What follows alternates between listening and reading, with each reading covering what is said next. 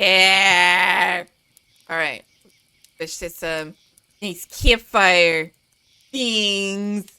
Traveler, what's up? Sorry, I didn't have StreamerBot open in time, so it missed your first redeem. I'm sorry.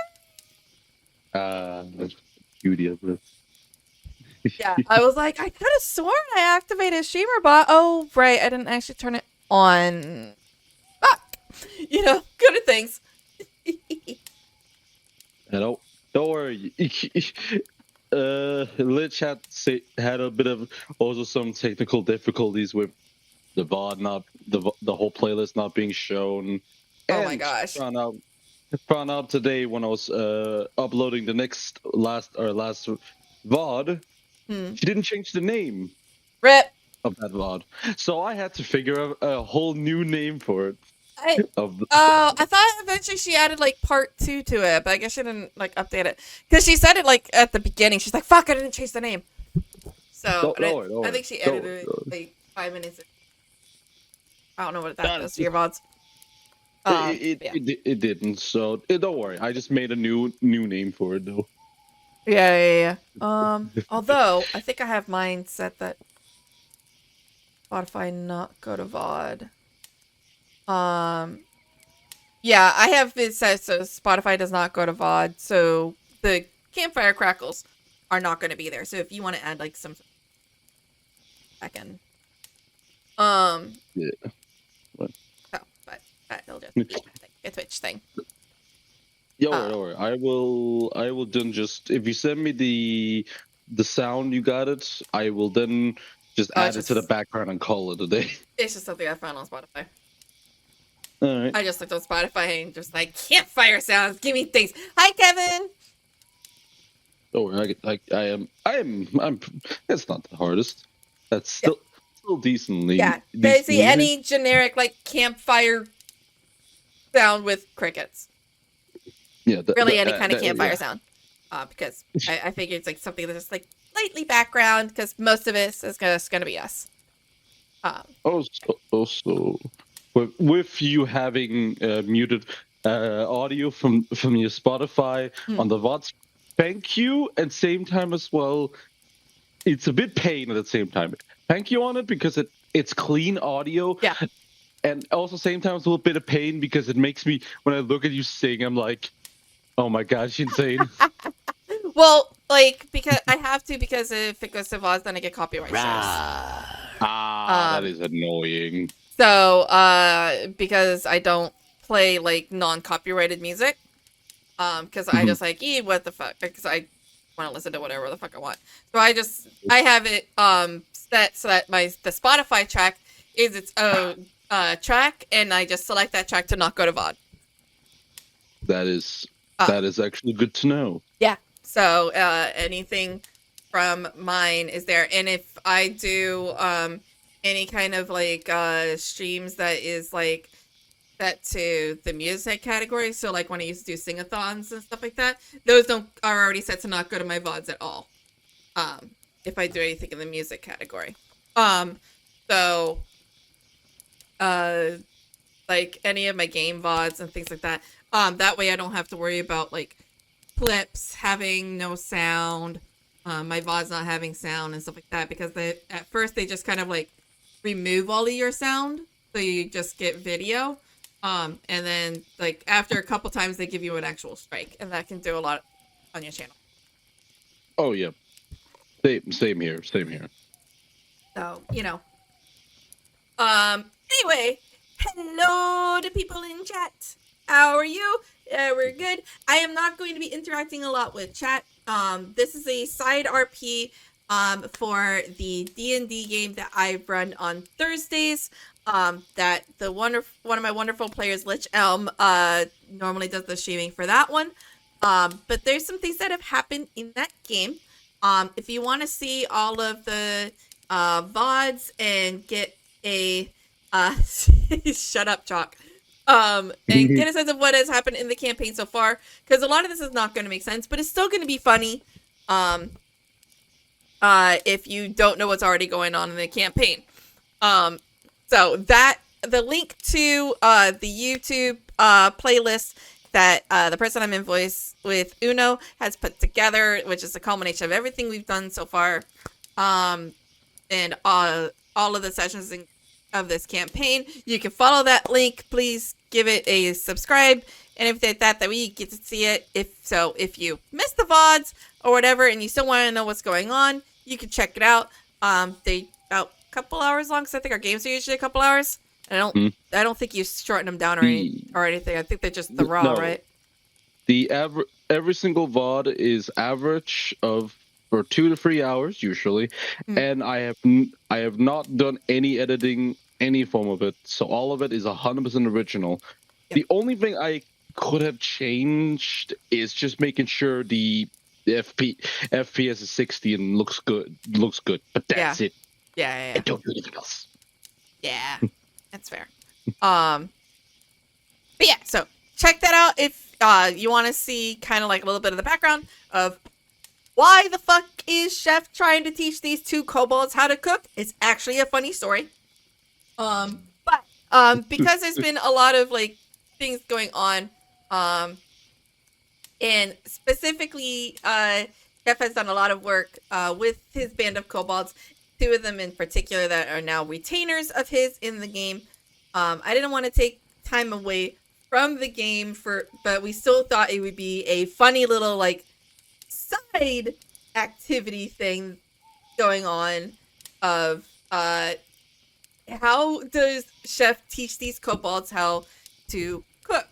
Because kobolds are not the most intelligent of creatures. They are also not the wisest of creatures. And so they really, their only saving grace is that they are very dexterous creatures. And we're great in groups. When Chef was first trying to teach them how to cook, I rolled some very terrible rolls for their intelligence, and it has just become a running thing of these kobolds don't really know anything about cooking.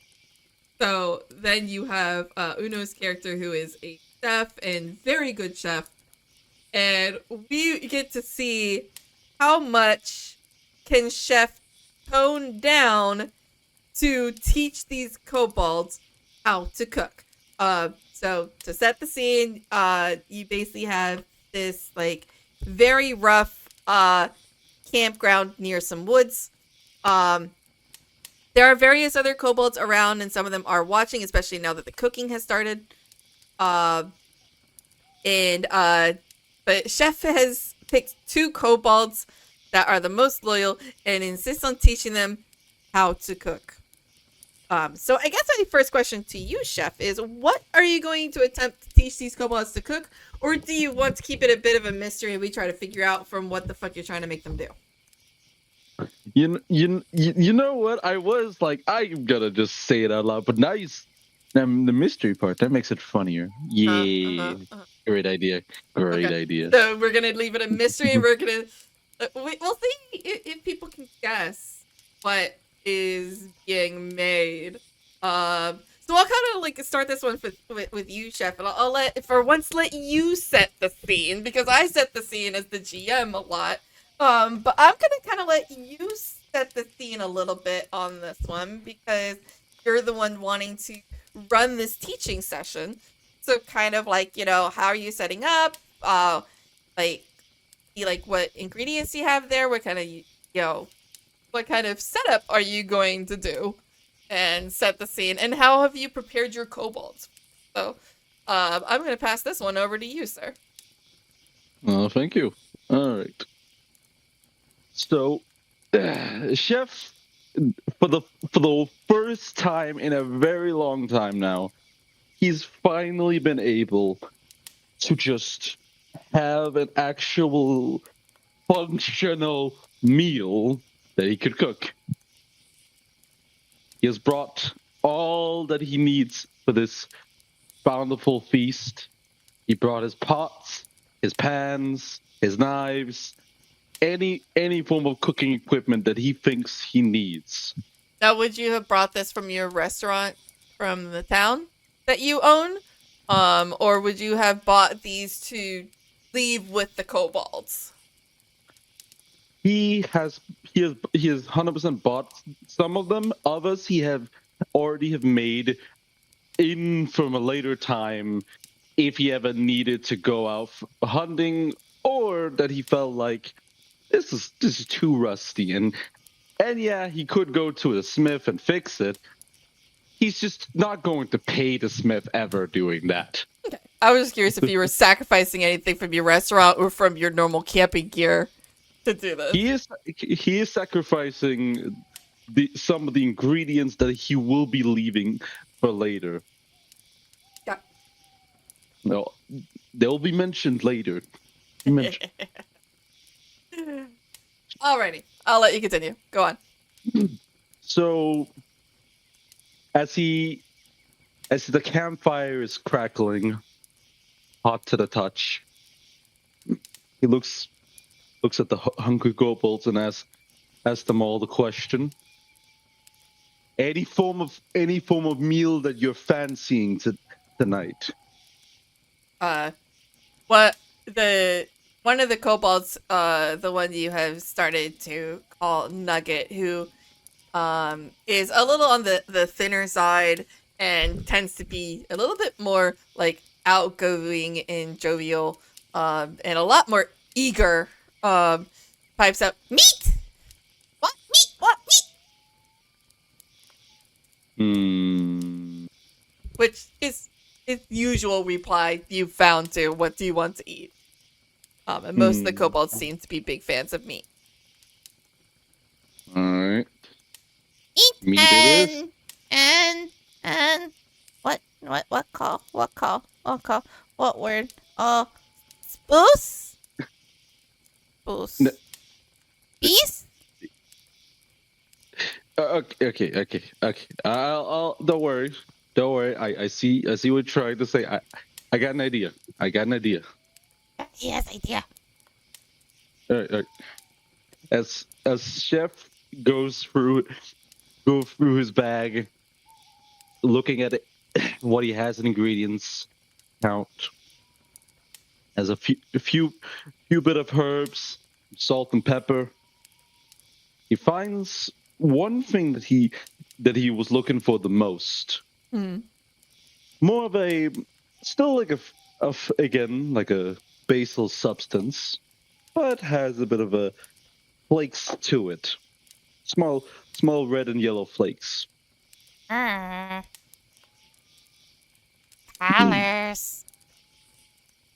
Now he's like, all right, can you bring? I know you all want your meat, but we're going to put some vegetables into the meat.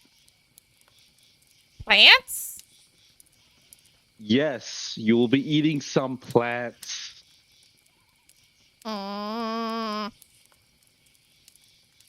You need a actual balanced diet. Can't just eat meat all the time. You're not a barbarian. Hope not. They look very confused by this statement. Okay. All right. So, potato, very good. Meat, very good. Combined, very good for the body.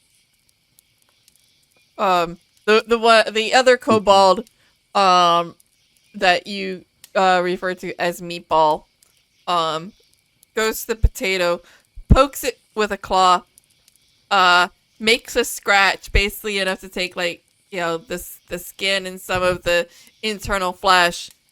He used to look at it quizzically and then just eats it off of his claw and then spits it out. It's like, No good.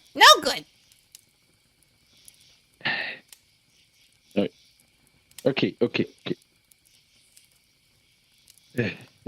It's not. You don't eat it immediately. You need to prepare the food first. You just don't eat it raw. both of them go basically in unison go, prepare.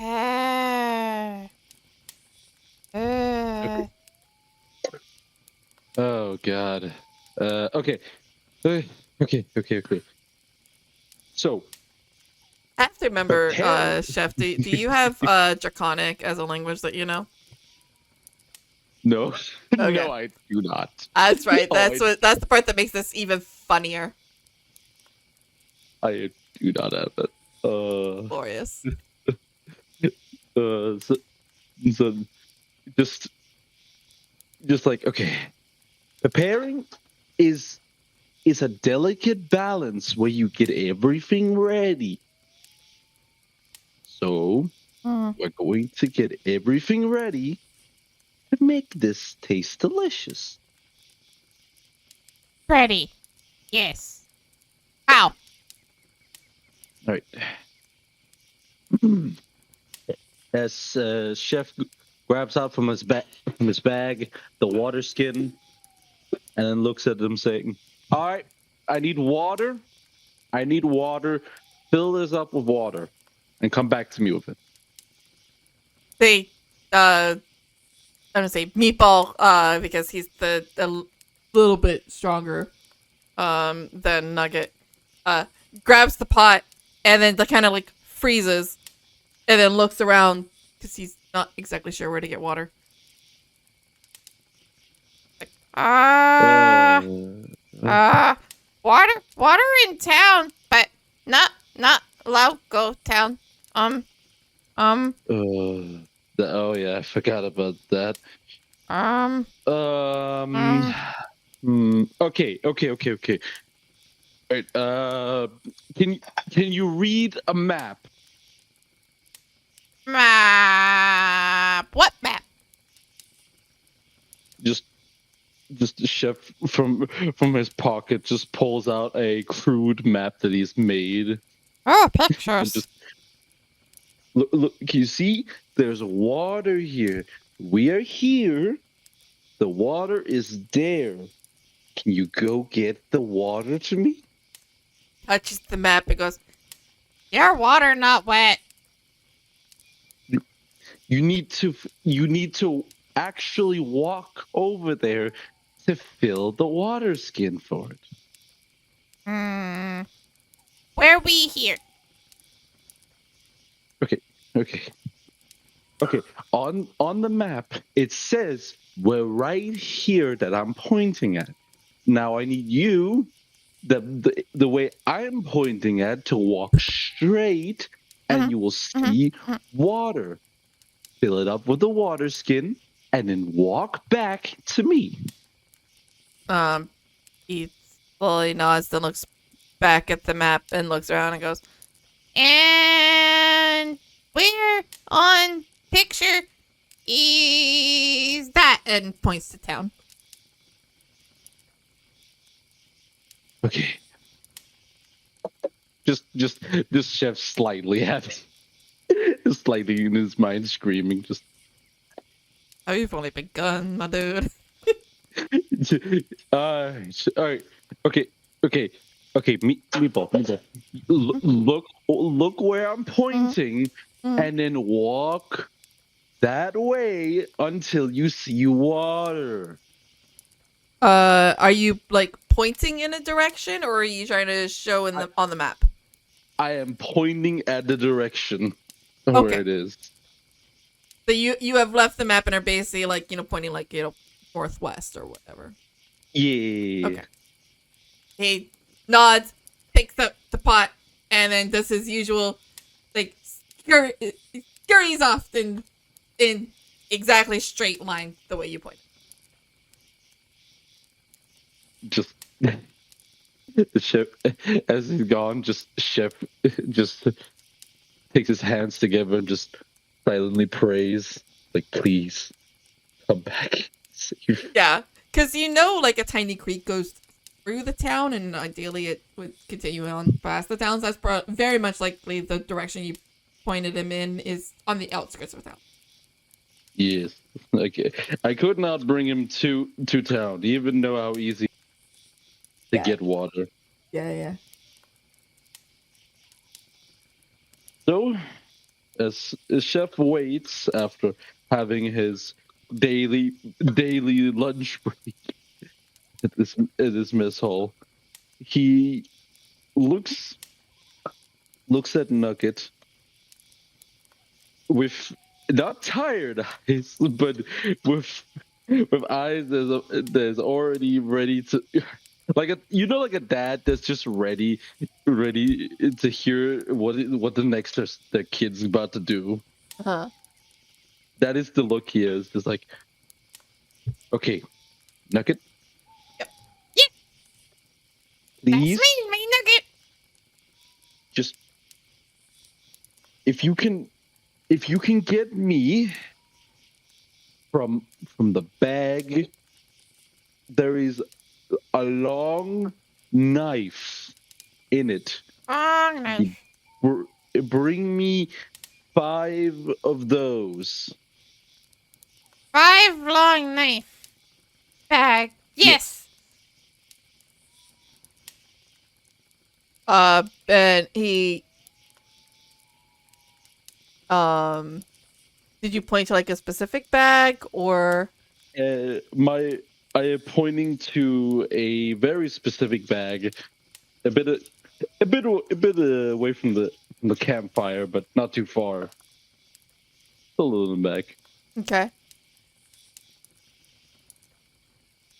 So he goes to the bag that is pointed at because he actually did that one. Good job. And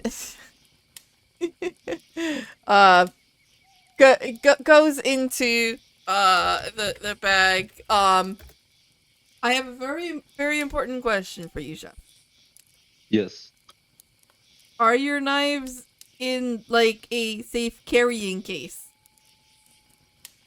they are definitely not. Okay, because like like how like some uh will have like in a in like a box or something to protect it. Is there anything like? I assume they're at least like in a sheath or something like that. They are all together with rope holding them together, like a band, just being putting them all together, like a little bit like a small. I guess you can call. I guess it would be if you had your leg and then just bandaging it just around. That's it to hold one place. Something Okay, like that. but I'm saying like you have sharp knives. I assume there's something around the blade that keeps people from reaching in from cutting themselves Yeah, there would be one thing. or cutting through the bag or something like that. Like some sort of like There would be one thing that'll protect them, but not. Again, it's not fully safe. Still, would be on the front of it.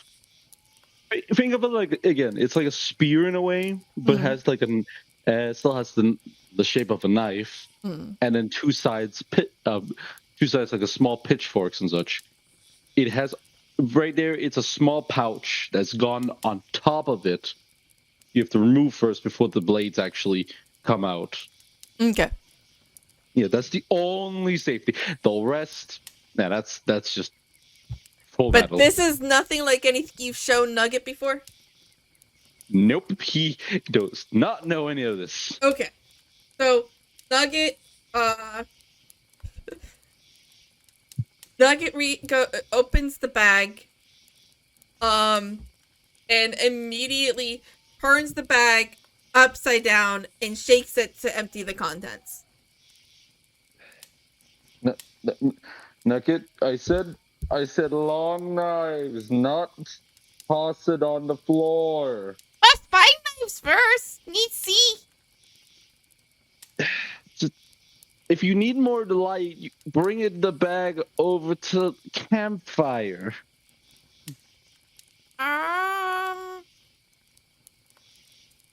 Thought I put out and grab knife. Rest go back.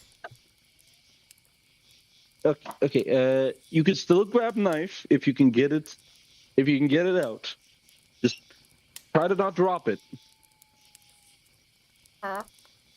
He looks at the pile that's on the ground. What else is in the bag? Uh, 'Cause well, it came a little late. He kind of like just upended it. Some things might have gotten caught, but depending on what else is in there. But yeah, most of that just kind of like ended out on the ground. so we got first the whole knife and all the whole long knife. Yeah, it's those are just fall on the ground fully. Like Yeah, that's it just in the like bottom of the almost ground. landed on his toes. By the way, Oh, perfect. the luckily, kobolds are dexterous. the rest of it are we got the obvious different kinds of knives, some small, some long, some big, for different ones, but some of them are just straight up long chef knives. We even got the very short and fine ones you usually use. We got the bread knives because you never know when someone needs bread. No, you don't know. And if you're extremely lucky, you find a very short knife. Like it is very short. I'm telling you, it is almost in the measurements of even if you're get them pointing finger. Just that's how long it is. But it is designed to gut fish or anything that has to be finely done. That and then a few of those will be falling out of it. Just a few. Nugget looks at the variety of knives like, That lots. big knives, big knives.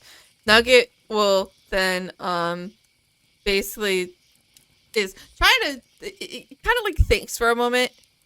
You're not quite sure like what his thought process is for a second, and then you'll see that he will like takes all the knives, lays them out on the ground in a line, and immediately starts like sorting them from the longest to the shortest. It takes a moment because there's a lot of switching. No. Big here. Little here. This one bigger, little. No, this one bigger, one smaller. So it goes here? No. Here. Yes, here. And then he gets them all in a line, and then pieces it goes, and then looks at you, he's like, what was I doing? Okay. Nuggets, just I'm proud of you that you organized this. I'm very proud of you for doing that. It took him so much brain power in his 2 little brain cells to sort these knives that he no longer had the brain cells to remember why he needed to sort the knives. just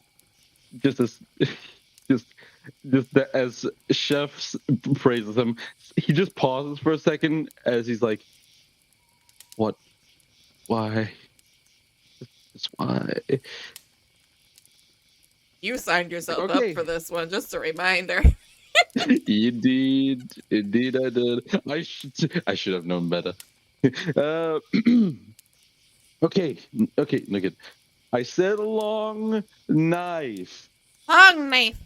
Yes. Long knife. Try to think of it like it's like a prawn. It has like two to the side, one long in the middle, and 2 small to the side. Must be long and small. Yes. Long and small at the top, the rest just fine, like a fine line. Not this one. Not this one. Not this one. And he holds up like a butcher's knife basically and goes, this one? No, you're getting an idea, but it's not the one. It's too big. You gotta go a little bit smaller there. He holds up the bread knife and goes, This big here. small things on side as he's showing the serrated edge. Because he's interpreting that to mean small knives on the side. I'm sorry, Nugget, but that's a bread knife. What for? For bread. Bread. Wait, Nugget. Have you ever heard what bread is? Not heard word. Oh my goodness. Fucking up.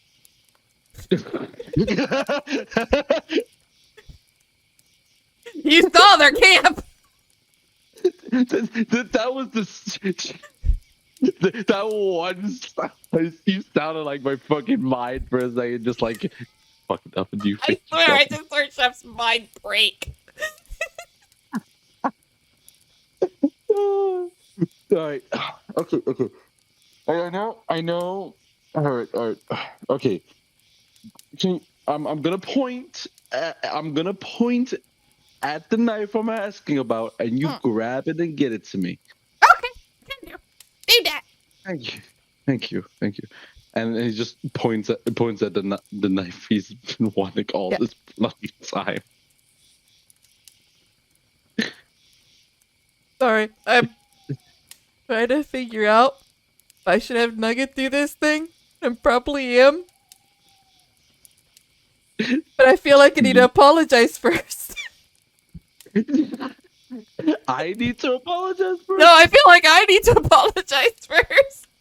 Why? Why? So, in Nugget's absolute classic enthusiasm to do what he stole, he's still holding this bread knife, which you have not taken away from him. You point at the other knife, he tosses it up in the air because clearly that knife is useless. Oh. And it, like, literally tosses it like straight up. It might go behind him. It might just go in the air and fall back down. I haven't decided yet. And Nugget goes, Oh, that fit your threat. You say much better. and he reaches to that knife, completely ignoring the knife that he has tossed willy-nilly without a care for safety in the world. I'm good. You know what? You know, while we're doing this, can I fucking just roll? Yes. Because this is gonna be even funnier than just describing it. Yeah, I'm basically keeping this roll light. Oh, oh god, this is gonna be fucking hilarious. I told you this would be long and agonizing, and it's much better as a one-on-one. Oh, indeed. Oh my god, no. Then I feel like for the knife flying in the air, obviously Shiv's gonna try to catch it. The funny part of that would be he's still. I think that would be acrobatics because of the flying knife.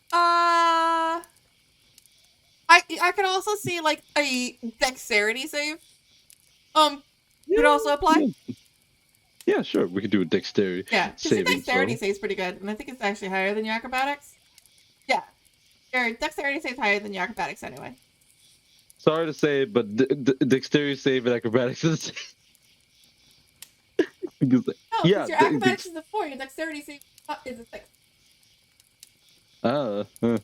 Really? Say your saving throw, not your base. Yeah, because you have proficiency in dexterity saving throws. So you add your proficiency to your dexterity saving throws. So you have a +6. Oh, yeah. Thank you for reminding me that my dyslexia is kicking in again. Yeah, you're fine. Thank you. I already didn't need it after playing Clues today, asking this. Oh, God. Constantly. Yeah, you know what? I can only imagine trying to play that game while being dyslexic. Short tangent before I roll. I was playing Clue for the first time today Oh dear. with friends, and they were like, "Oh, this game is so good, man! You're gonna love it. You're gonna have a fun time."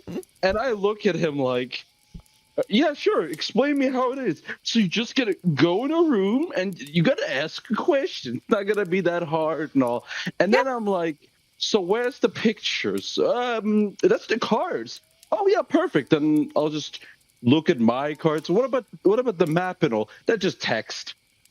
Oh no. That's halfway, and some of it is just upside down, and it's small. Oh no.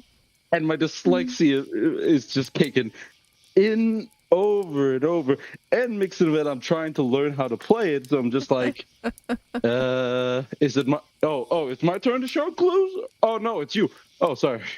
Or hey, the funny enough, even better yet, I had so much problems figuring out some of it because one of them was a pipe, but because it was special pipe, I couldn't read it fully. I couldn't just show my sheet to my friend because, again, the clues, you Yeah. don't want to show your clues. So I had to grab a piece of sheet and I have to basically try to avoid telling him the information and ask it at the same time. So, again, fun game. I had fun time. For Yeah. until I get better reading, or I can read it. Like when I played Clue, it was like a board game.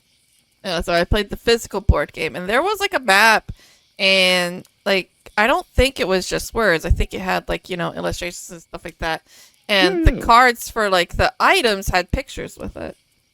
I think. Like we definitely did. We did had a map with cards, and they had pictures and all that. But again, just because you had pictures on some of them, you can't have all of them because one of them will be the murder weapon, one of them will be the person, and some of them will also have the clues of what it wasn't. So Yeah. unless you can actually get your hands on it, it's just a question of what is this? What is this? What is this? What is this? Anyway, now which time? I very much enjoyed Clue back at the time. Hey, 23. You managed to grab that bread knife without hurting yourself. just the I can already hear it in my brain. Just how Chef sees this, just a shit runs over, grabs the knife in hand, and just a sweat dropping from his brow, just like, God damn. Meanwhile, Nugget has 100% picked up the knife that you said for him to grab and is holding it above his head like a trophy very triumphantly. Like, I got Very good, Nuggets. Very good. Completely oblivious to how you're reacting. It just reaches out of the hand. Just pass it over. Pass it over. The hand is a bit shaky. He's holding it by the handle and passes it over Blade first. I overextend my arm to avoid the obvious blade. I'm not stabbing myself. Are you reaching like over the blade or under the blade? Over the blade. Okay. No, important questions. He looks a little confused because he was expecting like a hand out or something. But he lets you take it, even though he looks very confused on your weird way of taking things from someone else. But he figures it must just be a human thing. Yeah, indeed, a human thing. Yeah. Humans just take things from others very differently. Indeed, it's true. Kobolds have skills. It's fine. I can confirm. I am a human after all. Yep. Humans are just strange. Well, not like you. close. So after Chef finally gets it, take a deep breath. He takes a deep breath, and it just says, "You can do this. You can do this. You can do this." As he's slowly walking back to the campfire, he grabs them and then just because he doesn't want to let them fall on the floor again, fall on the ground again, he takes the bottom part of it and as hard as he can shove the basically the bottom of it, like the handle of it, and down to the earth so it could stand tall without him holding it anymore. Then he goes over to grab the meat. Now, this is this kind of meat is not the average you usually bring. This is something that Chef has personally prepared for just tonight. He has a roll of sausages in one side, a grounded meat at the other, and then the last of it, potatoes and many others like onions, lemon.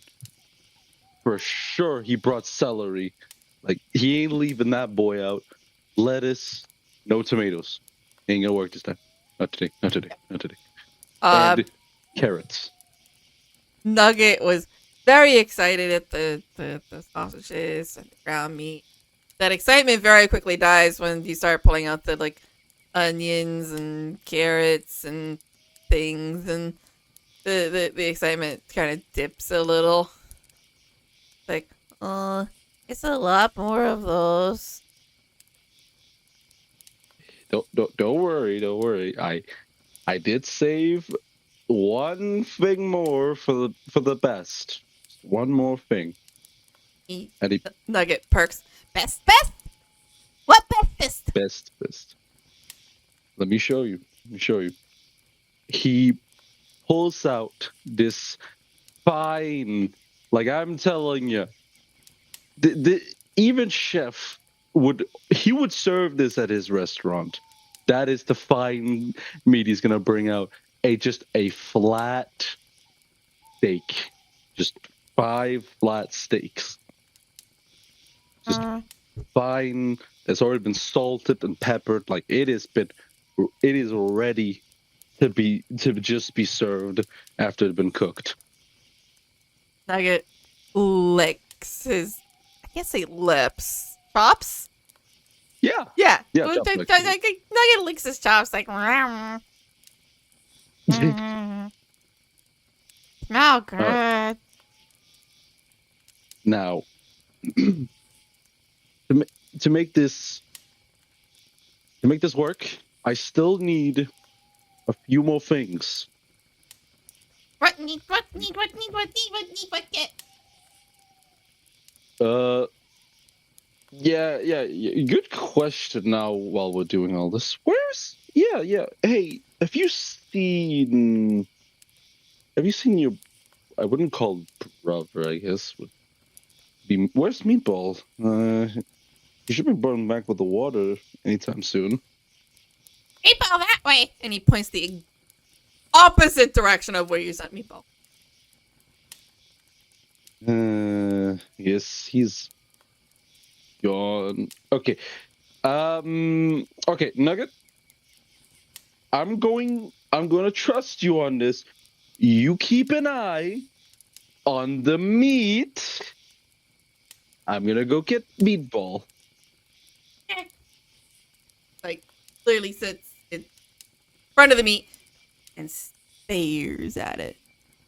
Now again, I'm trusting you in this. This means you don't eat any of it, and that counts for your others. You gotta wait until I finish cooking this. Yes, cook first. Good. good. And then just grabs, goes to just the chef goes over to his bag, grabs a torch, uses the campfire, and then to light it up, and starts walking at the direction where Meatball was heading. You head off in the direction of Meatball, and you eventually you do find him. He was on the same path, and is actually on his way back, but seems to be struggling a little bit with the pot because, or with the. What did you send him with, like a bucket or a pot or something? I gave him a water skin. Oh, you gave him a But water. you- I thought you gave him a bucket or something. But in his enthusiasm of helping, he grabbed the pot instead. Oh, right. So he seems to be struggling with the pot because he like literally filled that thing up to the brim. Okay. Nugget. Sorry. Meatball. You need. Let me help you. Let me help. And just walks over and picks up the pot. Start moving with it. I did wrong? No, you did good. You did very good. I'm just helping you. And his tail waggles a little bit, which only makes the pot shake more.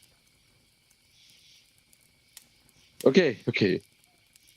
I got a new important job for you to do. Job. Yeah. If you let go of the pot and hold the torch. Are you currently holding on to the pot right now? Yes, right. I forgot. I didn't put the torch down. So yeah, I'm still holding the torch. I'm not. You know what? I know how Chef would do it. He's a bit risky. He's a risky man already. He's done this enough times. He's not made a pouch or any form of way of actually holding. So he's using the armpits, like straight up stretching out armpits. And yes, the fire is 100% so close to him that if he turns just a bit to the left, he will definitely burn himself a bit.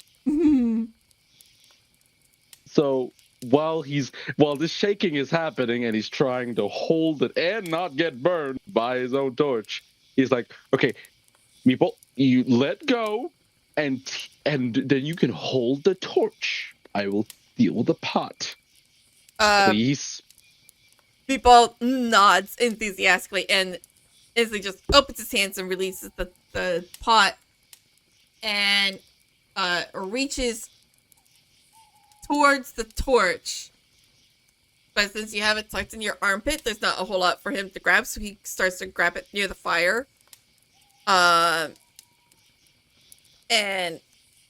it, like, he realizes it's warm. He's luckily is smart enough not to grab the actual fire. But he does reach through the fire to grab it, but then takes it and holds it, and he just kind of like blows on his arm a little bit, like. I'm gonna, you know what? I want to roll a strength saving throw for a second because of the pot shaking beforehand when he let go. I feel like that he's not like it's not fully steady. So let's see. Oof. Oh boy. All right. I already know how. I know how to say this. So, after Meatball let go, Chef then he basically just because of the force of how heavy this pot is now, and he was used to already Meatball helping. Now he's like, it's like, oh, and it's just a good chunk of the water from the top has fallen out. Not all of it, but still enough to definitely say you can notice the difference from before and after. Oh God. You've said. So I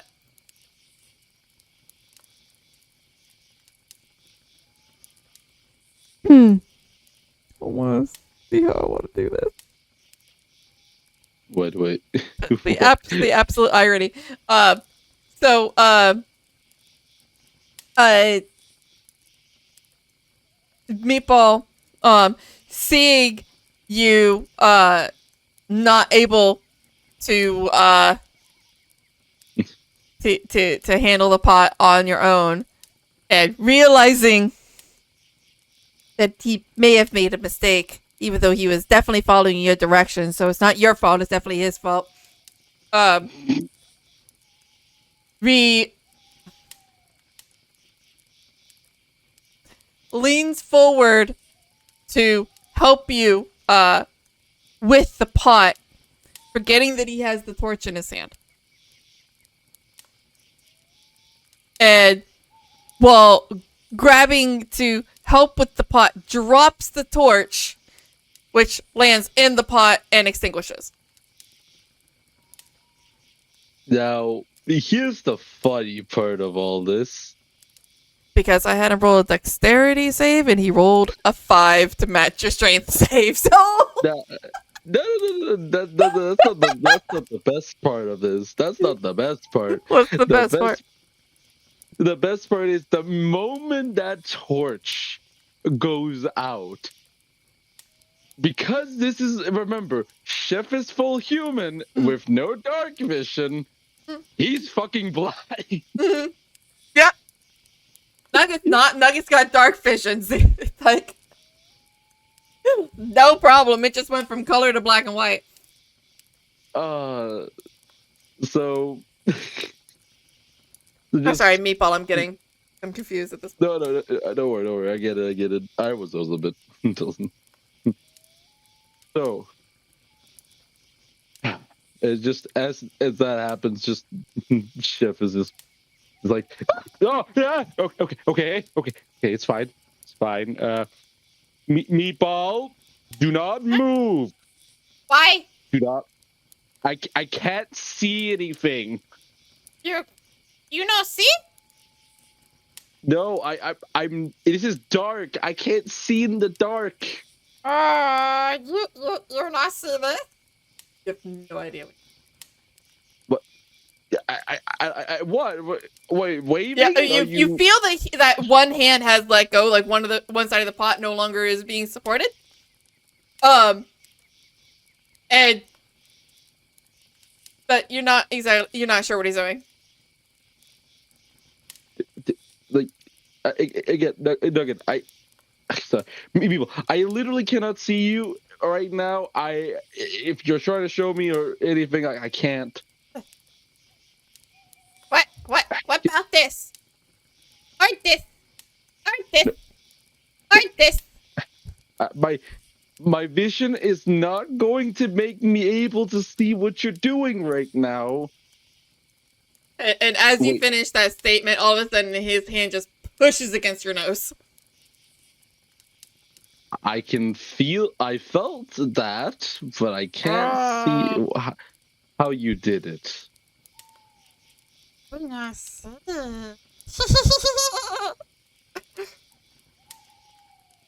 Okay. I tell him we takes is that niceties humans not seeing niceties. No. You're going to help. Wait. Can you see? Yes. Okay. People, Kobolds hunt at night. Sun very bright, it hurts. We not see well in day. See best at night. Okay, Meatball, I need you. You're gonna help me here. You're going to help. I can help, sir. You can very much help right now. Yeah, how helps it? Okay.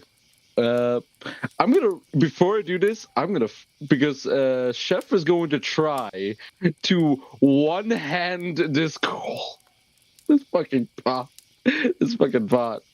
gonna try to one-hand it for a second. Well, like you know that Meatball still does have one hand on the pot. Okay, I see. Okay. Then I take one of my hands off it, and Yeah. then I go grab try to go for extend my hand out where I think he is.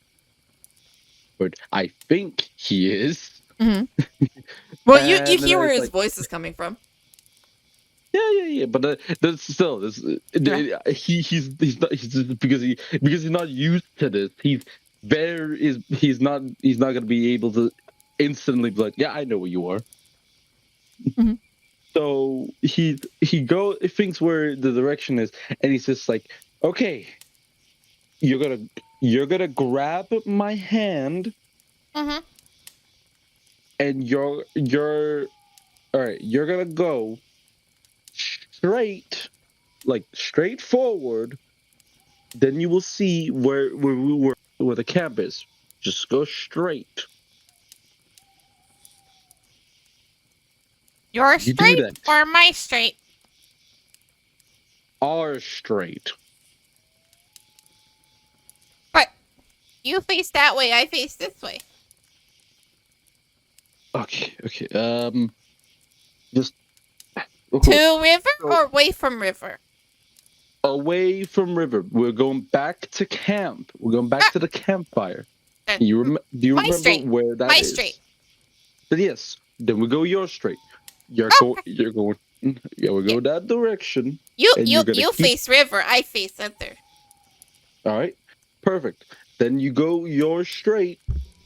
You hold my hand while we do this, and then we get back to the camp. Okay. He grabs your hand, but you also sense the hold he had on the pot is releasing. Like you feel that one side started to tip down. I'm again going to roll. I'm gonna roll strength check to Yep. see saving throw to see if he can try to think of again like a baby, in a way like a baby. You're trying just have him over to your side. Yeah. So what I'm basically picturing is like like a large like pot or kettle or something like that. Would it be like something that has like a handle on each side, or like standard like campfire kettle that has like the big old like loop handle on top? It is handles on each side, not on top where you can just have one where if you wanted to hold. Because he didn't think at any point that he'll be using it for that. He just thinks, slap some goddamn firewood down the bottom and let it heat up. It'll do. I mean, I wasn't sure if it was like the stereotypical like campfire kettle pot where you put it like on a hook that's over on a stand over a campfire and let it hang. No. Yeah, I understand. Don't worry. I wasn't sure if you were thinking like that kind of pot or like a soup kettle pot that you would put like usually on a stove or something. I'm not sure which one Chef would have brought. But now you know. Now you know. Okay. So I'm gonna roll, but yeah, I'm gonna roll my saving throw to see if I can one-hand it myself. yeah, because like I was saying, if you were just gonna have one that just had the handles on the side, that would be a very different strength ability. Because trying to have one of those with a lot of water with one hand is very difficult. You're trying to do the stovetop variety. All right, let's see. That's a 13. Hey. A decent one, actually. Decent. Yeah, you don't drop it. I'll say like some water probably sloshes around. And I think let's go of the pot, and you take a little time to first notice and then react to it. So when after getting a hold of it now, like, all right, just keep going your straight, and Oh, So Nugget we didn't need even to- wait for you. He just let it go, and then he just starts walking. Oh, He has taking your hand and is basically pulling you along. Oh, Sure, his movement's 30. Yeah, his movement speed's 30, so it's not like he's moving much faster than you. yeah. Perfect. Yeah, he's good. For a second, it's like, what? Like, not prepared for it because, again, can't see anything. Yeah, the way I picture it is like, kind of like how I have in the stream of that, like, Meatball is the, like, shorter but a little bit chunkier, has a little bit more meat on the bones. So that's probably why you named that one Meatball, because he was short and a bit round. And Nugget is like longer. Um, so that's why I made the images the way I did. I'm like, yeah, that was definitely a meatball. He's like short and a bit roundish. Has a little bit of muscle. The other one's like very thin and lanky, but still likable. Yeah. Almost more of a chicken tender than a nugget, but details. Yeah, close enough, close enough. I still think it would have been funny if you named them Soup and Stew. It would be funny. I want Maybe, at least one of them to be named Stew, because if you ever, decide to make a stew and then accidentally say, put this in the stew, it would have gotten really funny.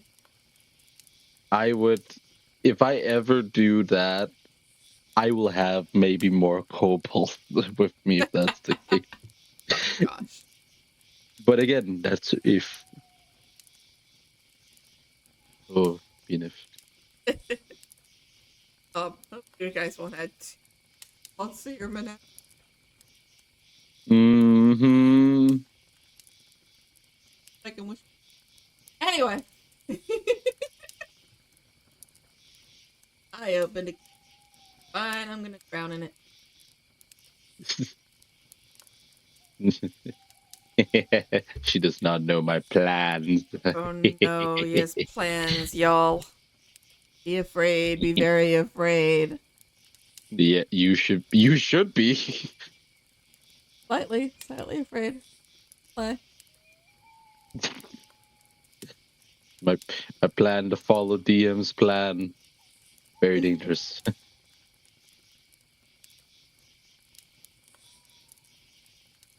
All right. So as Chef is going through the darkness, all that he's thinking of is just praying inside his mind, just praying like, please get me back, just get me back, please just get me back, just get me back. And Bucky.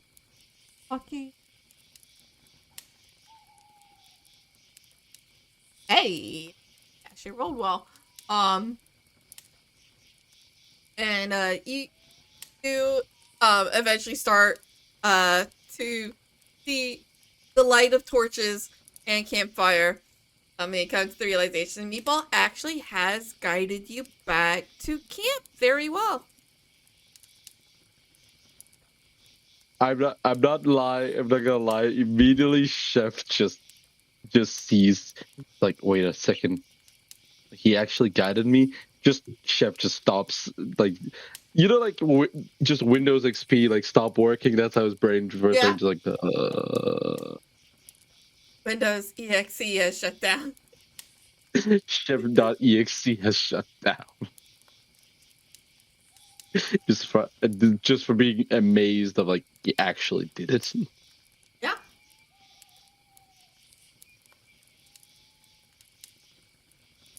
All right. Perfect. Thank you very much, B-Ball. I appreciate your hard work. Meatball let's go with your hand. It does a little bit of like a happy skip the rest of the way.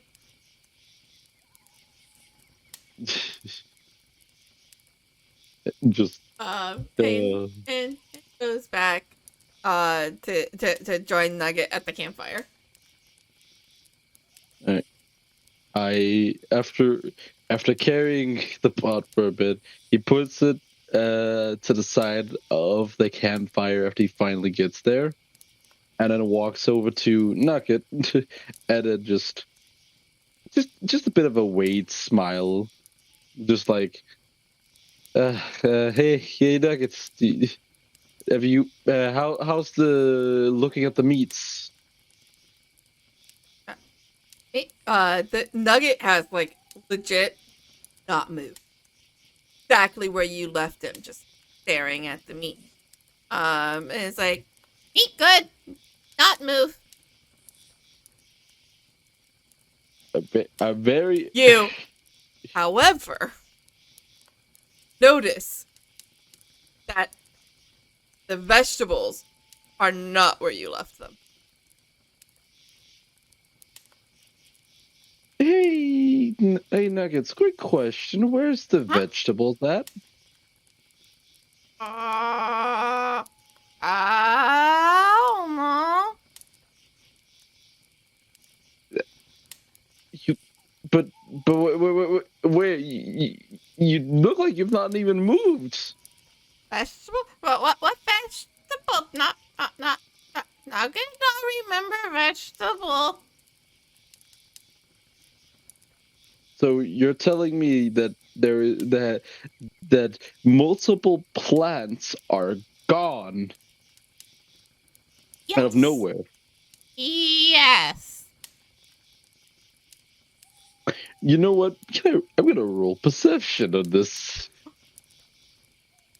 I wanna see if I can even Give me an insight and just let me know if you roll a 1 because he is very much not. Oh, this is gonna be funny. It's a 9. Yeah, no, definitely. No, kids, I'm not gonna be mad. Just tell me where the vegetables are. Nugget, eyes is starts to a bag that is like just at the edge of the light and like basically like tucked up against the tent, and then looks back at you and is like, I don't know. Is that bag full of the vegetables? Bag? What bag? Not know anything about bag. Nugget, I'm gonna ask one more time. Again, I'm not gonna be mad. Just tell me right now. Is that bag full of vegetables? Oh. looks at the bag, looks back at you. Oh. No vegetables in bag. Nope. No vegetables. Nasty vegetables. Just stay there for a second. Walks over to the bag. Goes and looks through it. There's definitely vegetables in the back. And Nugget's like tail kind of like tucks and he kind of like backs up and just starts doing that little like foot scuff in the dirt. Like, Oh. you Those vegetables.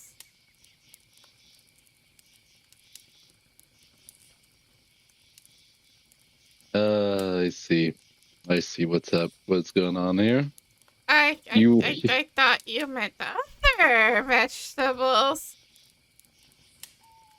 You really don't like vegetables. They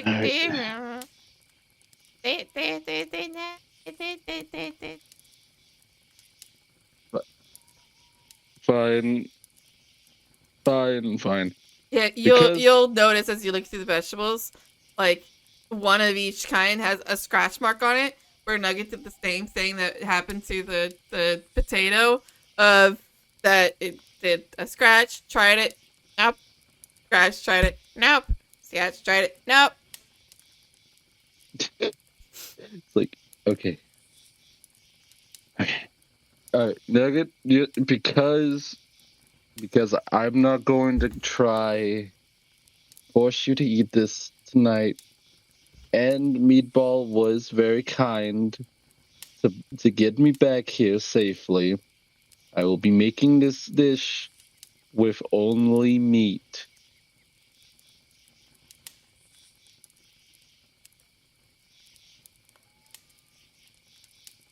And yes, as well, while Chef is saying all this, he is 100% had in his face palm like a disappointed dad. Oh, he's so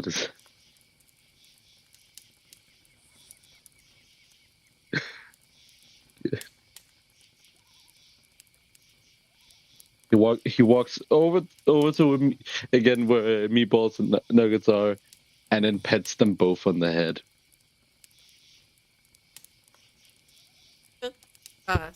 Meatball looks to Nugget and then goes, wait, rice? We eat them before. No. Meatball, because you helped me with skipping the vegetables tonight. So there'll be only meat, no vegetables in this dish.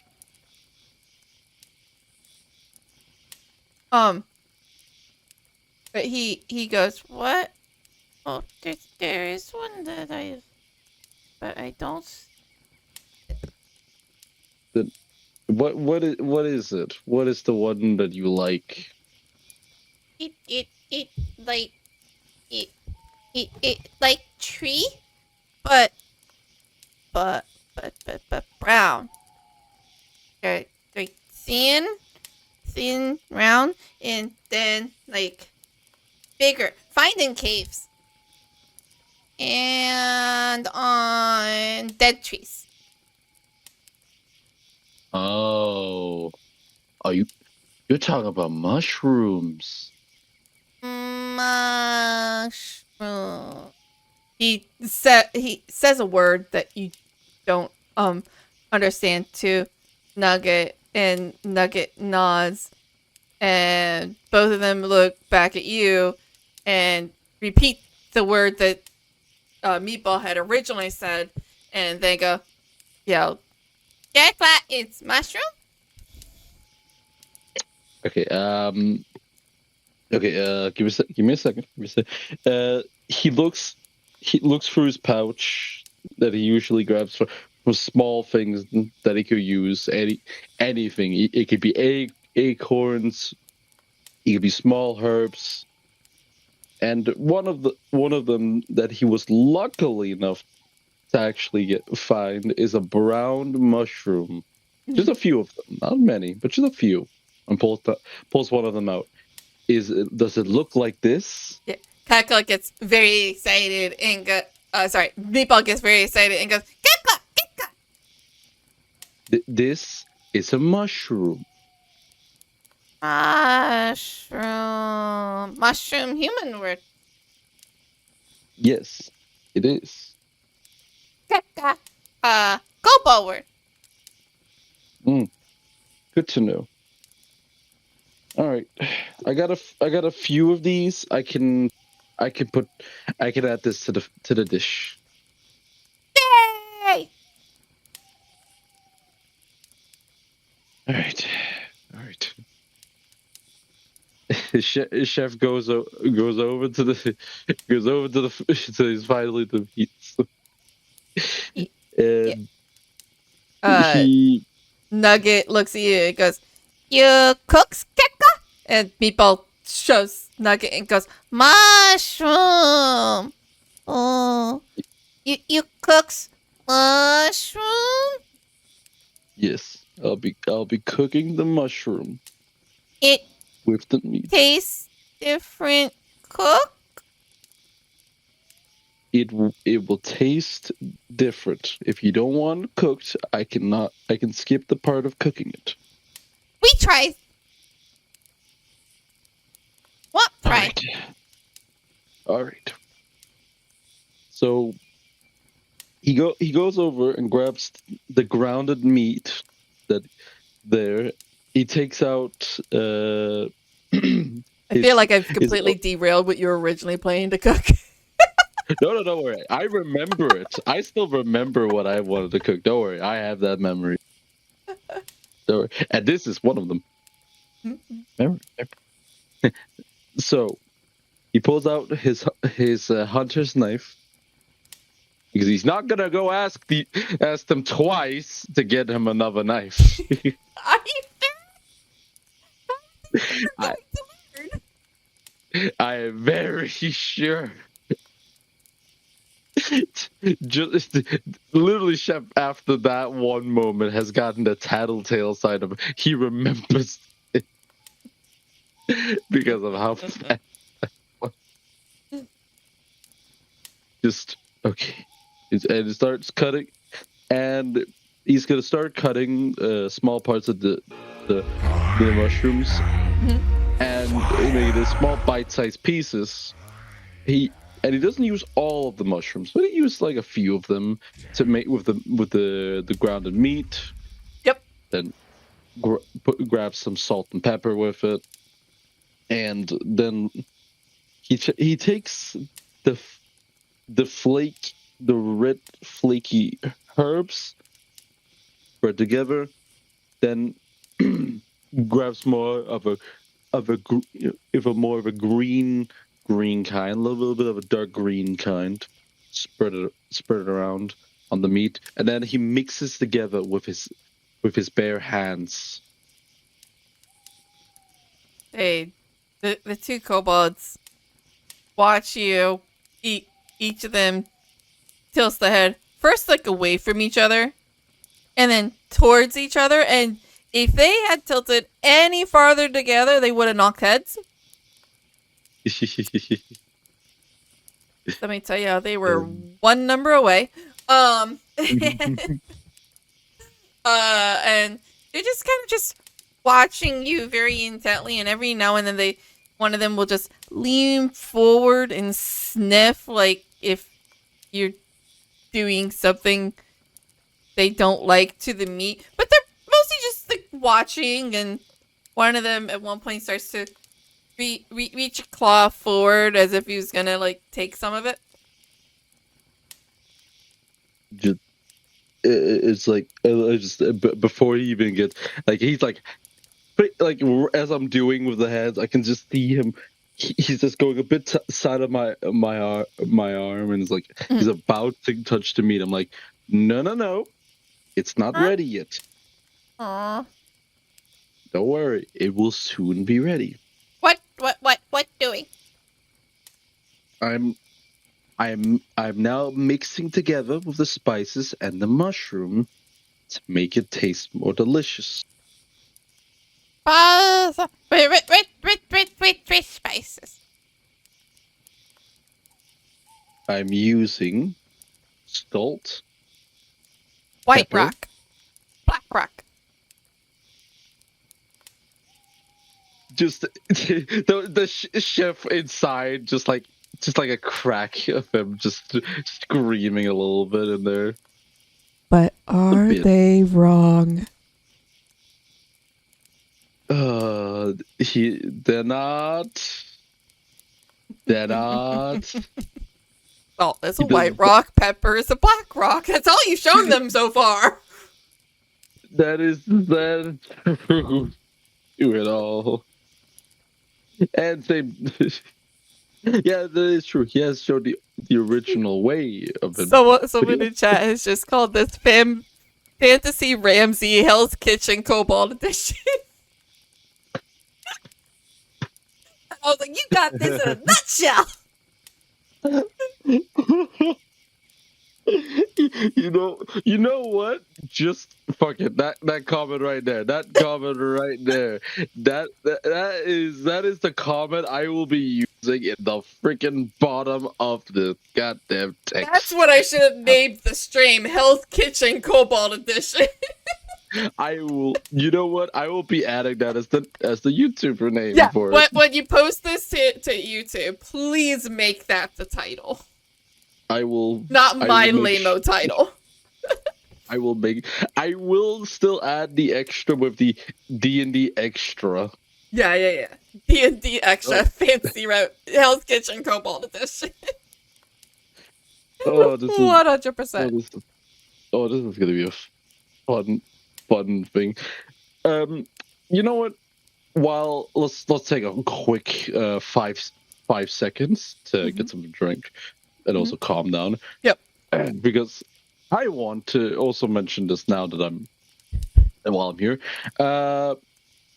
I have told I first told one of my friends like about D&D, and then I told him, "Hey, I have the VODs and all." He immediately heard the VOD part, and then said to me, can you send that to me?" Yeah. I'm like, sure, you can have it." He's had this now.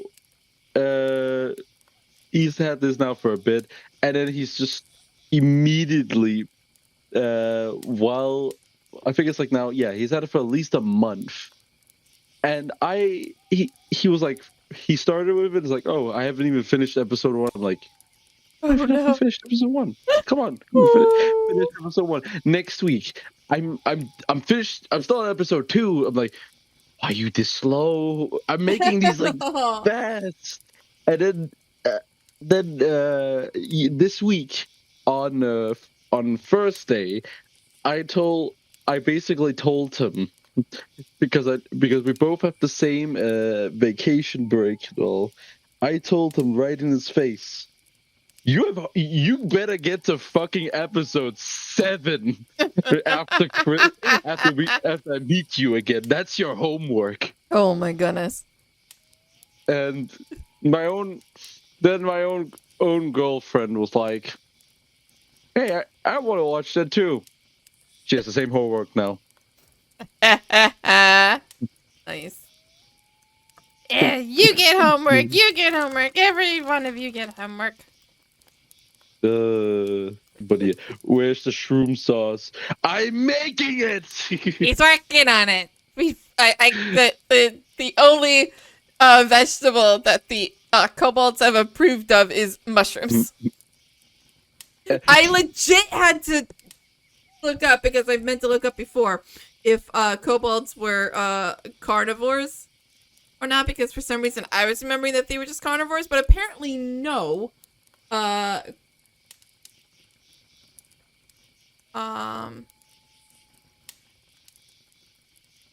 Where?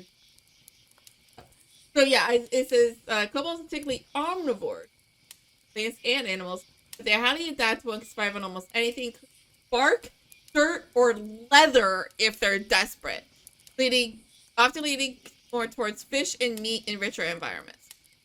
So they lean more towards meat. But they're more opportunistic, so they scavenge or hunt small game, often supplement their diet with insects, eggs, or even bones. They just will they'll only eat like intelligent, what they refer to as quote quote talking meat. I love it. If they're starving. They often avoid it due to risk of retaliation, though sometimes in essence, carnivores are survivalists with a broad diet, capable of being herbivores or anything in between. So I figure, like, you know, with the environment that they're in, they would mostly probably like do a lot of meat, because that was the simpler thing. But they can but it would probably have been easy. Mushrooms and fungi and things like that. But these two definitely like meat. Like, you know, humans are omnivores. I love me some. So it's kind of like just a preference. Vegan kobolds don't last long in tribes. You're not wrong, Spring. They tried so hard and got so far, but in in the end, it doesn't even it matter. doesn't even matter. I also love the fact that like it's so lore of kobolds. Kobolds, when by the time a kobold reaches 7 or 8 years old, on average they are mentally and physically capable to assist the tribe in some capacity. And then he also says kobolds can live to be over 120 years old, but usually die to external causes well before then. Ooh. I find that just rude. Oh, that is the. I'm gonna quickly do this. Let me. I need to find this. If yes. Thank you, dyslexia. Thank you, Google. I don't think I'm gonna find it. But Kobold cannon. Oh God, Spring. this, you know, this is the sad part of it all. This is canon. Yeah. No, I think Spring means like when you like completely like made a frozen meatball out of a kobold. No, that wasn't a kobold. That was a human, wasn't it? That was a human that hit a kobold. Yes. Spring says no. That's not what they were referring to. Anyway. Still though, that's still funny. I forgot. Funny. You guys left the kobolds and picked up 2 actual like cultists. Mm-hmm. Question the cultists. They were the one with the false tooth. And then you froze the fuck out of them and threw him over the edge of a wall. And one kobold, very brave, was like, I got. Hey, he was the most bravest soldier of them all. Bravest soul. I was on the fence if I wanted to make him a friend of one of your retainers. I was like, I can't be that cruel. But I'm sure several people knew the kobold. Yeah, he was a good man to the very end. One day he'll have a name. Alright. So now then, after a bit of time, like Chef is gonna spend at least like 2 minutes of just mixing it all together. Mm-hmm. When he's finally done, he takes a small piece of it, turns around and looks at Meatball Nugget and then says, "All right, guess what you're gonna do? You're going to make these into meat balls by rolling them together, and then put them on the big knife."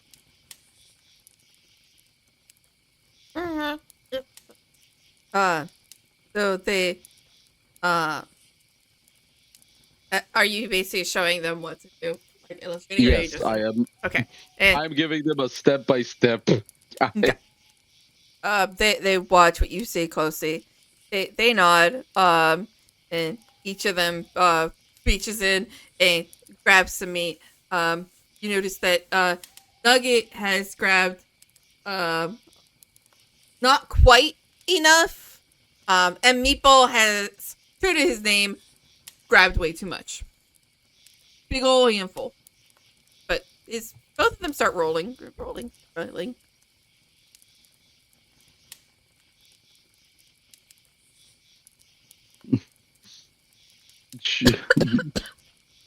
Just I grab one of the long knives. Mm-hmm. And take one of them from the ground, and the pile of sticks together. I take the small side of it, like I said before, the Triton skewer one. I push that down so it can stand still, and then I lean it over to the fire. Like, think of like you're fishing and you want to just let it let it stay there, like it's hanging, ready to waiting for anything to bite first before you pick it up again. That's what I'm doing. Okay. So I can get into the fire and Yep. basically start cooking. Okay.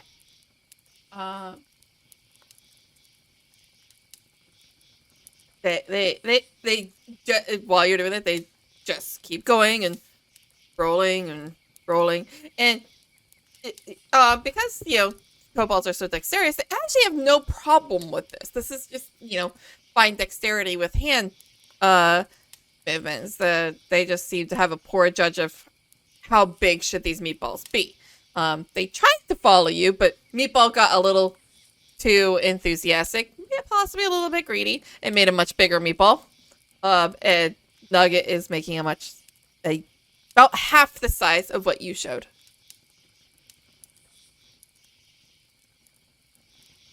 Right.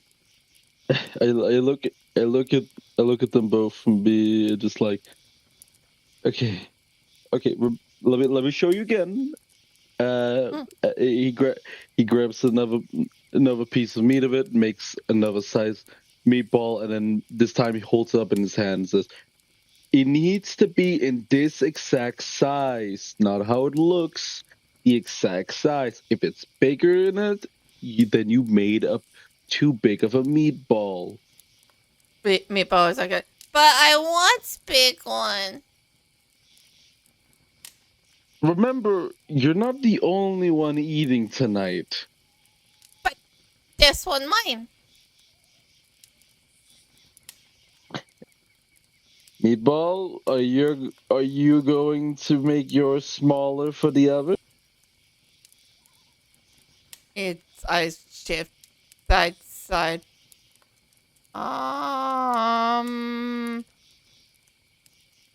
Yes. No. Which right? Or he looks at Nuggets like, where's which one is right answer?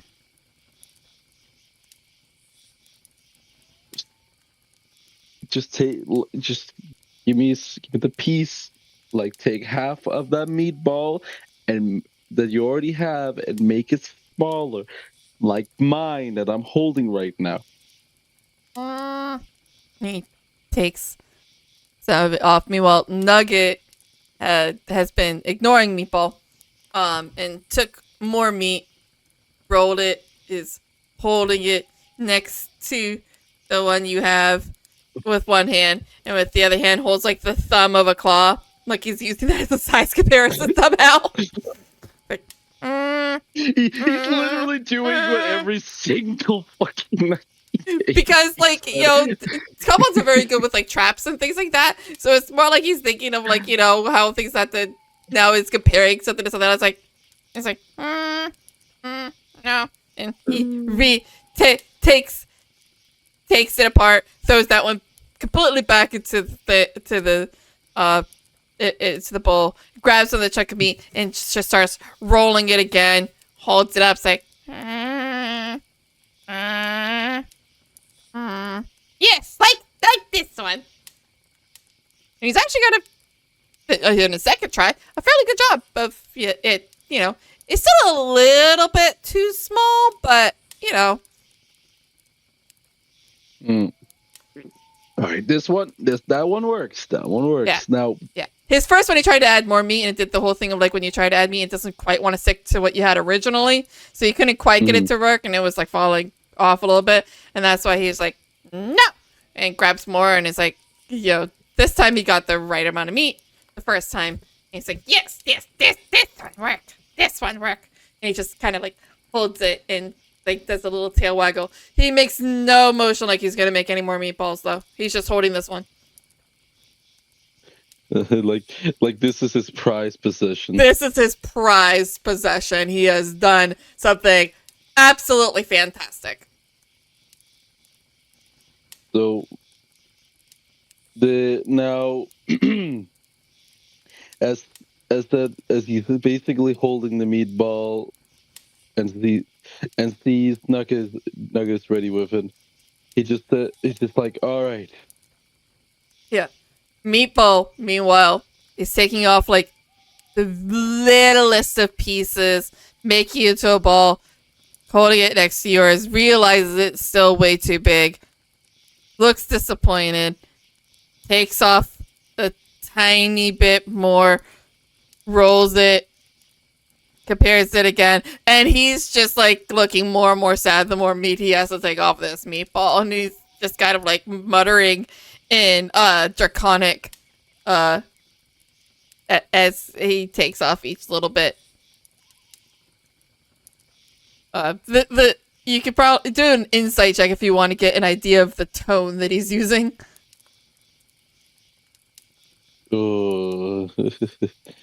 I can only hope that it's. I can just think of it like a. Again, I can't understand it, but I know for sure it's just. Yeah, pretty much like basically the draconic list. Why is that the me so damn small? I won't read. Grumble, grumble, whine, whine. Yeah.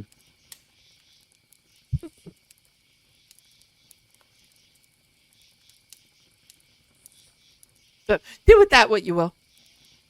Oh, perfect. So he grabs chef grabs over to the one already that's basically cooking where the meat is, and he's gonna put the second meatball there for the other side of the trident, of the little small trident. Puts it down there. He grabs the two of them long knives, and then brings it over to Meatball and Nuggets and say, all right, you're going to now put it on the knife of the sharp edges of it, of the meatballs. You get it there, and then when it sticks well, so it doesn't fall off easy, then you let go and put it close to the fire so it can cook. They blink at the amount of instructions being given at once. And they go, put on knife. And they rest it on top, a little confused. And then it starts with it is not stuck on the knife. It is just resting on top of it. Yeah, okay. So, just as Chef realizes his mistake of, again, his habit of constantly like, I know this person, they understand my instructions, I don't have to be too much. He's like, remembering, oh yeah, that's right, they're kobolds. You let your guard down because they got one instruction correct. Yep. He was like a proud dad. It's like the one time finally I don't have to say anything else. He's good. Continue. And then it's like, oh no, yeah, that's right. I forgot about this. So he Chef after that is like, okay. So you need to first take the meatball and slowly push it down on the sharp edge on the knife, like the top of it. They take the knife and they're kind of like turning it around, and then they start poking it, trying to find the sharp part. And they find it, and then once you get to the top, once you see the top of it, they poke it and go, ah! Yep, that part sharp. And, do the whole, like, stick the finger inside. The meatball is still in that hand. And they have, like, one claw out, and they do that whole, like, stick the finger in the mouth. It's like, yep, that's the sharp part. Think they're blood. Oh, and then they, without doing anything else, put the finger back on the meatball where it belongs. And stick. And then put that on and then go to jam it onto the top, without being overly cautious and not realizing that you don't need much force. They use the force of stabbing something, and of course, stab one of their fingers. because they are not aware of how very little effort you need to stick something through a meatball. Nugget manages to get away with just stabbing a finger. Meatball, however, has not only stabbed his finger, but done so with enough force that his meatball has fallen apart. So his glorious meatball that he got to barely the correct size eventually has now fallen apart into 2 smaller pieces and fallen to the ground. And he looks oh so distressed about it.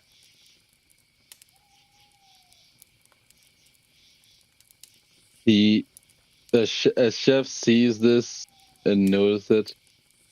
He's like, okay, I can see what's happening.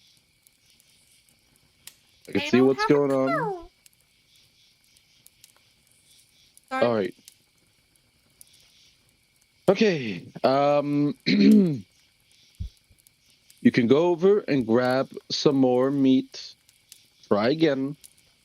Yeah, because he was literally leaning down to pick up the meat that has fallen to the ground.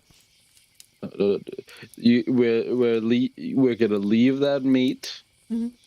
Oh, It's not being saved. no eats now? You know what? Yeah, you can eat this on the ground right now because it's spit on the ground. And he picks it up, immediately starts eating it. Dirt and all. Just chef in his mind, just having to constantly remind himself while he's seeing this happening. It's like it's a kobold. It's a kobold. You got this. Don't question it. Question it. Don't question it. Don't question it. Question it as he's slowly, like his face just from smiling to like more and more forceful until finally it's like it just looks like his eyes are just more and more looking in his soul with a very, very plastic smile. Fantasy Ramsey doesn't care about race, grabs 2 stiff loaves of bread, puts on each side of head. What are you? Look, I've been waiting for the idiot sandwich line for a while, Spring. These kobolds don't know what bread is. One I day, think that's the first thing that broke Chef.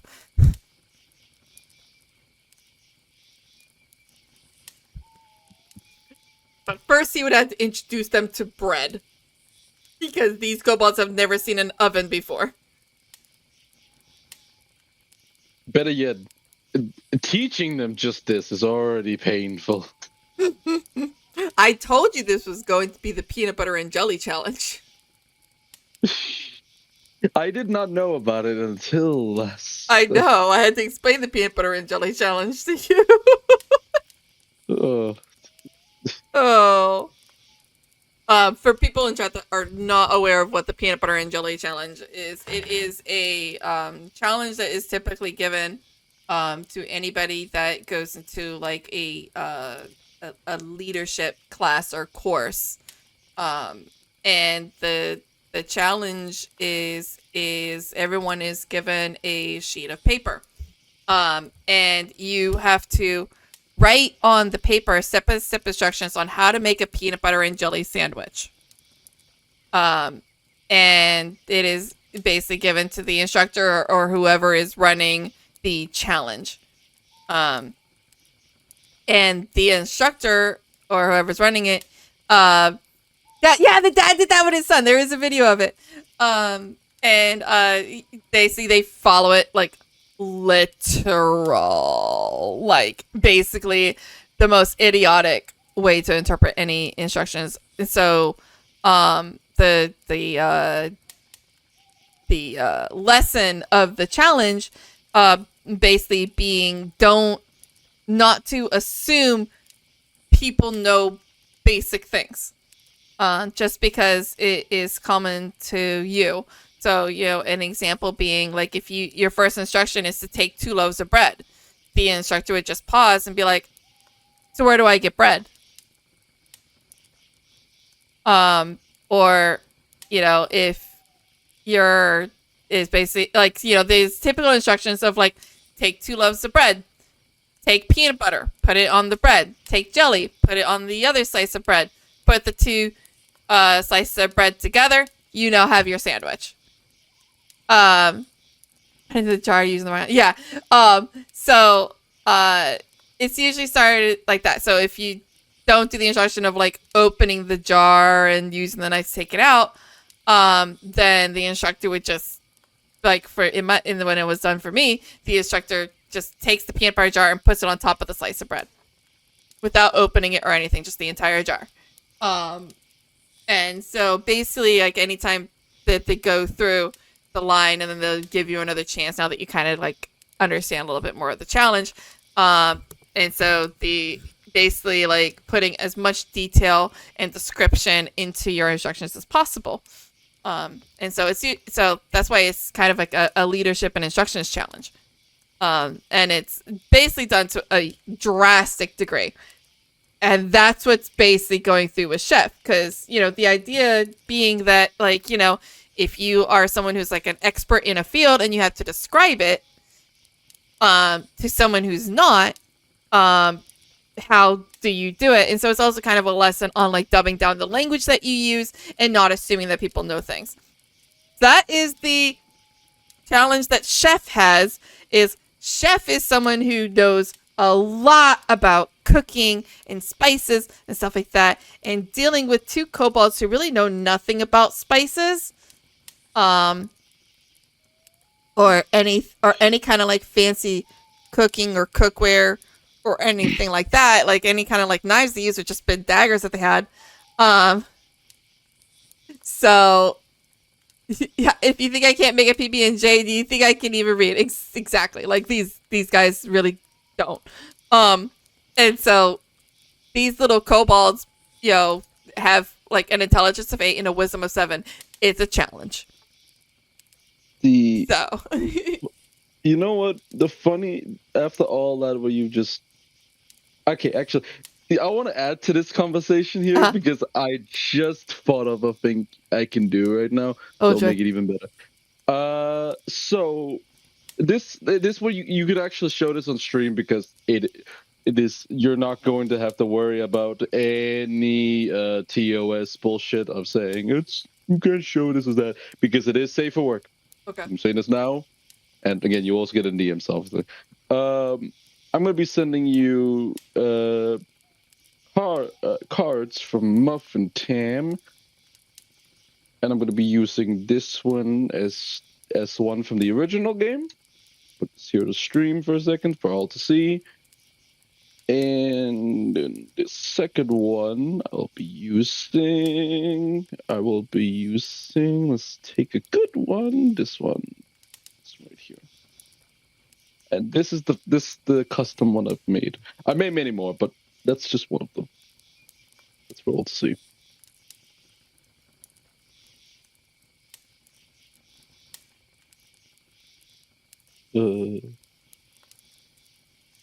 This. There you go, perfect. So, so right now, the basically the picture you're seeing right here, that is a original card from yes, as the movie Muffin Time, the board game, the original one. Now, the reason why I'm showcasing this is it's a little bit of a story, but I'll shorten it down for the long haul, and then here's the custom one. Is this? I needed to get custom cards, and when you're trying to make a custom, you're also trying to make it short, simple, easy, and explainable. Because this game is fast if you know what you're doing. And I mean fast, I really mean fast. Because you're not sleeping at any point. Because at any point, you could say something that will trigger a card, you could do something that could trigger a card, or someone just doesn't like you. Like, again, I could show on and on and on and be like, this is that and that. I'll just say one of the cards that I've also that I've gotten for custom, called All for Me. Take the effect of on yourself. Oh boy. You can use this whenever. There is not a limit of when. You can just say, yep, I like this one. Yoink. Boy. So, again, that was just one out of the multiple cards that you can, at soon in the future, if everything goes right, should be on Tabletop Simulator, that you can play with the normal ones and the custom ones. They'll be playable. But, like I said, the whole reason why is because I needed to make sure all the text was dyslexia approved, stupidity approved, and easy to understand and read. That's also why the name says slightly what it is. The text is just okay, now you know what it actually does. So I had to always make sure they were easy to read and easy to understand in short seconds. And that's why sometimes it's not easy if you expect as a dyslexic person to be reading something very complex. So sometimes just simplifying it is the best option.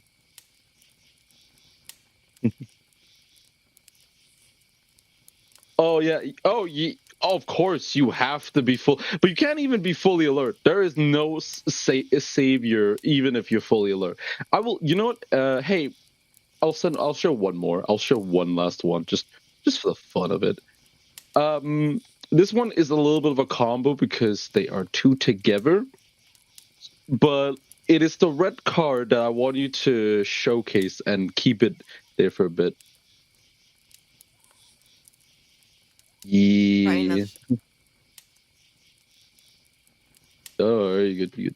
Right here, the red card that the blue is still does it. But yeah, so to explain the game in short succession is action card is what you can do in your turn. Counter cards is I don't like what you're doing. No.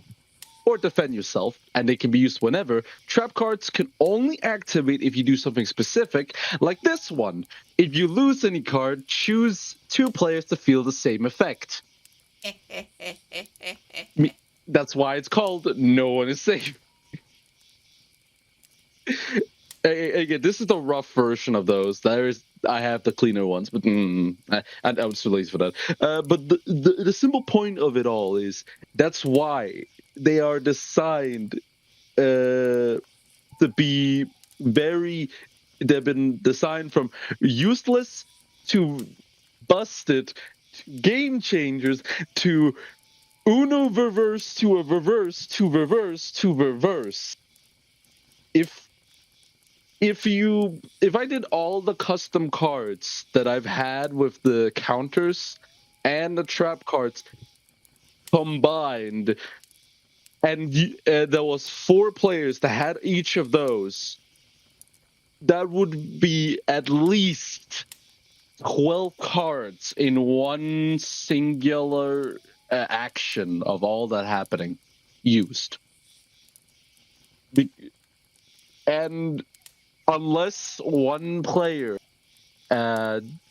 really, you know what? That's the best card I just thought of. Thank you. Thank you. I'm gonna make sure to add this later to the card ideas. Guys, we gave you no ideas. It's not a good thing. I have not had good ideas like this in a while. It's gonna be a fun one. Spring says it's Yu-Gi-Oh, but no monster cards, just traps and spells. Oh, the monster cards are the action cards. They can be fair, just average. They can be average. Like here's one of them. It's my birthday. If it's your birthday, you win the game. 100%. That's it. If it's your birthday, if it's not, try again. Just Business like remind me not to get in that card game. Don't worry, I am bringing you in, Bismarck. I am bringing you in. No. Run, Bismarck, run! It is too late. Oh You dear, will run be. for your life. Don't worry, Miss Bird. You may think you're scared of this now, but when you get into it, you will understand the power of it. The dark side? No, no, the power of deciding, should I be a dick to my friend?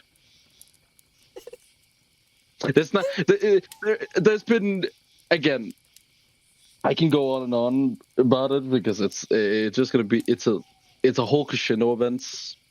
Yeah. But the short end of the stick is, a lot of times my friends have been like, I'm not gonna win or get anything out of this other than piss you off. The fuck yeah. Sounds about right. This battleship has been challenged. I don't sail away from challenges. Beware my Mark 7, 15 and guns. Oh, actually, thanks for that. I'm adding that as well to another idea. Oh dear. Mark, stop giving him ideas. Oh, this is great. Anyway. Shall we get back to breaking Chef's brain? Yes, indeed. Indeed. Great idea. Look, is this breaking Chef's brain more than him having to, while trying to come up with a bad recipe, comes up with a good recipe, starts making his good recipe, then realizes he has to ruin it, and then taking that to the guards, having the guards distrust it, and then making him eat this concoction? Not sure which one broke Chef's brain more. Gotta be honest. That is you know what? They're both fighting for victory right They're now. both neck and neck right now. Yep. Because that one broke Chef so bad. Oh. I was like, I want to be sorry, but he kind of did it to himself.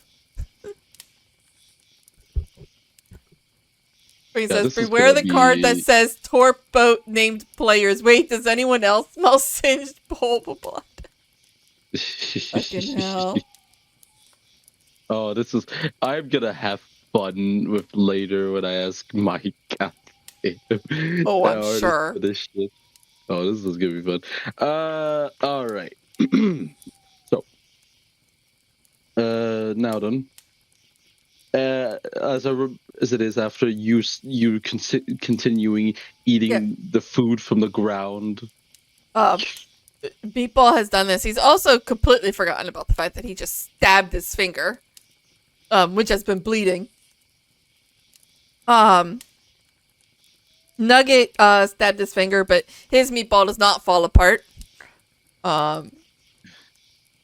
And he's very proud that his succeeded and the others did, but then he's a little confused because he succeeded, but Meatball gets to eat meat, and he's not sure why Meatball's being rewarded when he isn't. All right. All right. So chef is gonna look at Nugget and say, all right, now go over to where the campfire is and tilt the where the meat is to the campfire. He goes over and looks a little confused for a second, and while holding it, tilts himself over towards the fire. No. The instructions seem to have confused him a bit. I'm not saying you, not yourself. I'm saying take the stick the metal rod that you put, let the meats hang with, and let the knife go closer to the fire. He holds it out It's not tilted, it's straight up and down, and he holds it over the fire with it like basically pointing up, and he's holding the handle.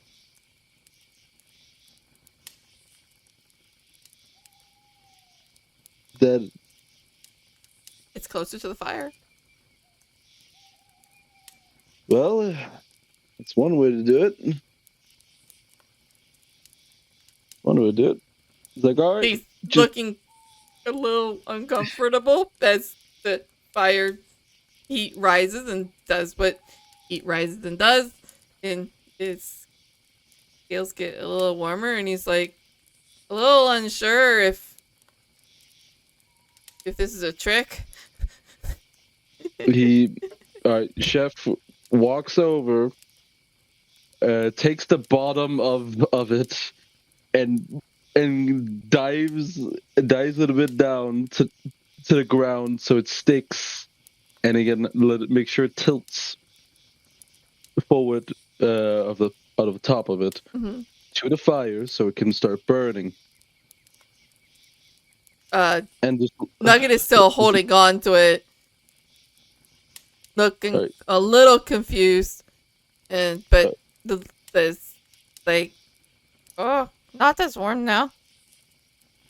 All right, now, all right, Nugget, let go of it. I will show you how you will have it. But let go if fall fire. No. I'm holding it right now. It won't fall in the fire. Nugget looks to Meatball, who is basically like has finished the meatball from the ground and is licking the last bits of meat and dirt from his claws very enthusiastically, possibly with a lot of slobber. And basically you see him put two and two together, but the hairs on the back of your neck feel a little nervous because you're not sure he put the two and two together that you want him to put the two and two together. And he lets go, watches it, and then actually seems a little disappointed for some strange reason. He definitely wasn't hoping that it would fall so that he'd be able to eat it earlier. Not at all. You now have the continuous fight of, I want to follow instructions, but I also want to eat it.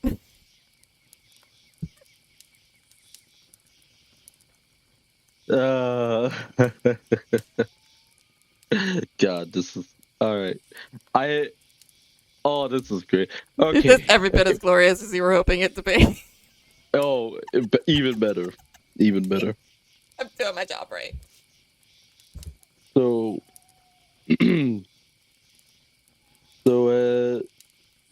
Chef's angles angles the meat to the fire. Let's actually cook properly.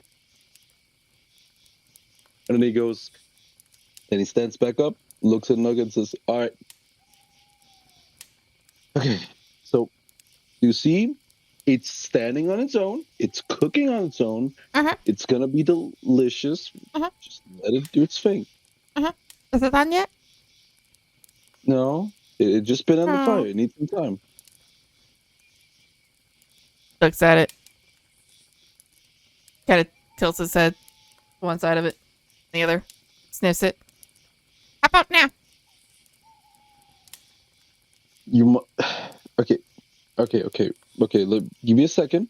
Let me show you how it looks like when it's actually done. I go over to the one that I started with, and seeing it actually this time fully cooked, because we've been enough time. That bitch has been cooked at least. And I just bring it over to Nugget and be like, this one you see right here, these two right here, these are fully cooked. Fully cooked. Nugget, both Nugget and Meatball sniff at it, look at, kind of tilt their head and wrinkle their nose a little bit. And Meatball looks up at you and goes, Wrong color. It's supposed to look dark brown. No, meat red. or white. Bird white. No, But bird this is pink. Bird pink. cooked meat. This is cooked meat. Cook meat brown. Okay. Some meats will turn brown when they're cooked. That's cooked meat.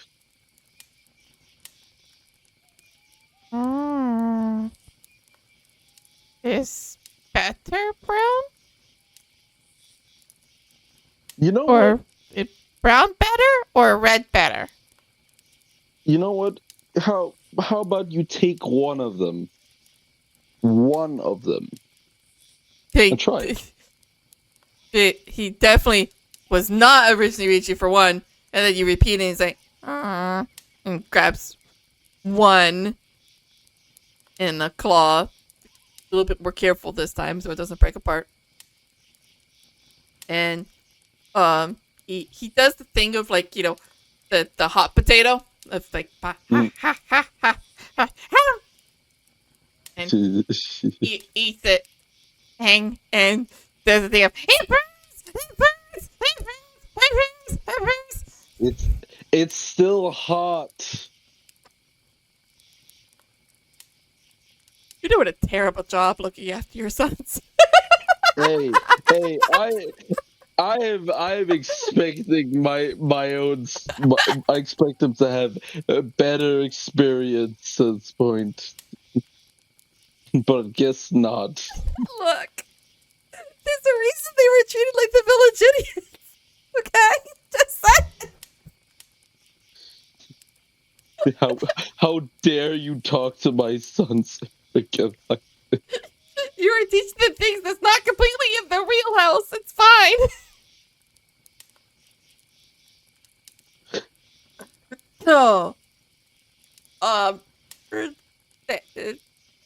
They got. They basically, like, you know, Nugget had started reaching for a meatball, seeing how the Kobold meatball. This is not gonna get confusing at all in a second. You know what? You know what? You can call. So we don't have an aneurysm of saying, okay, we actually talk about the kobold or the actual thing. Just for it. Let's call it shitballs.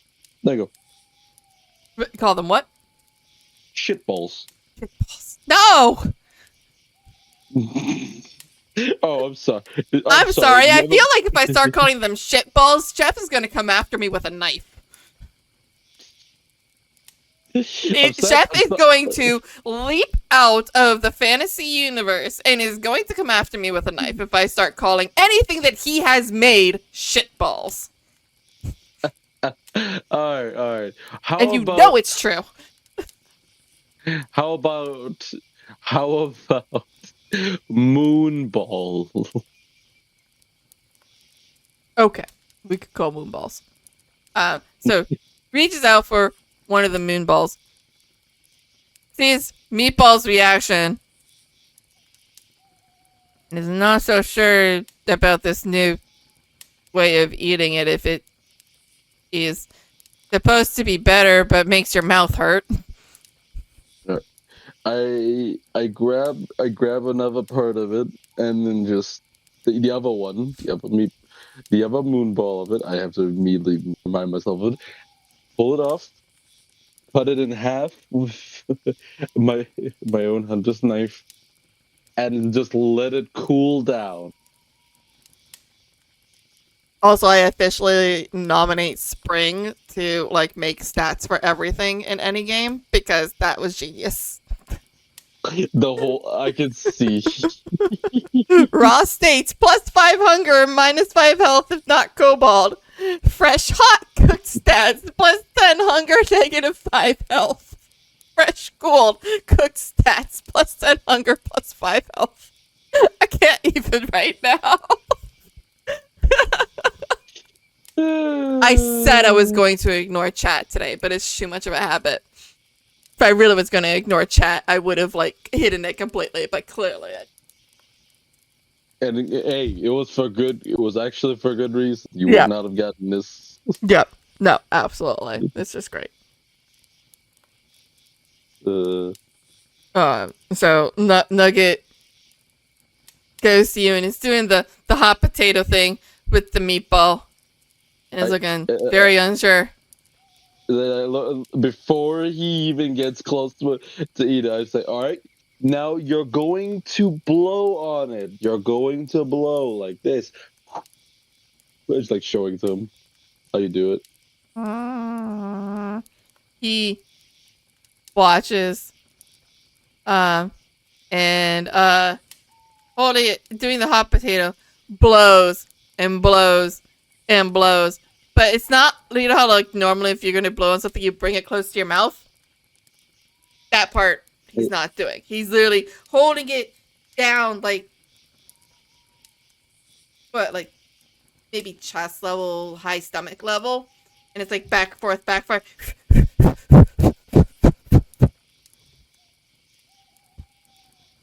Some air might be getting to that meatball. But I think tossing back and forth is probably getting cooler than his breath is.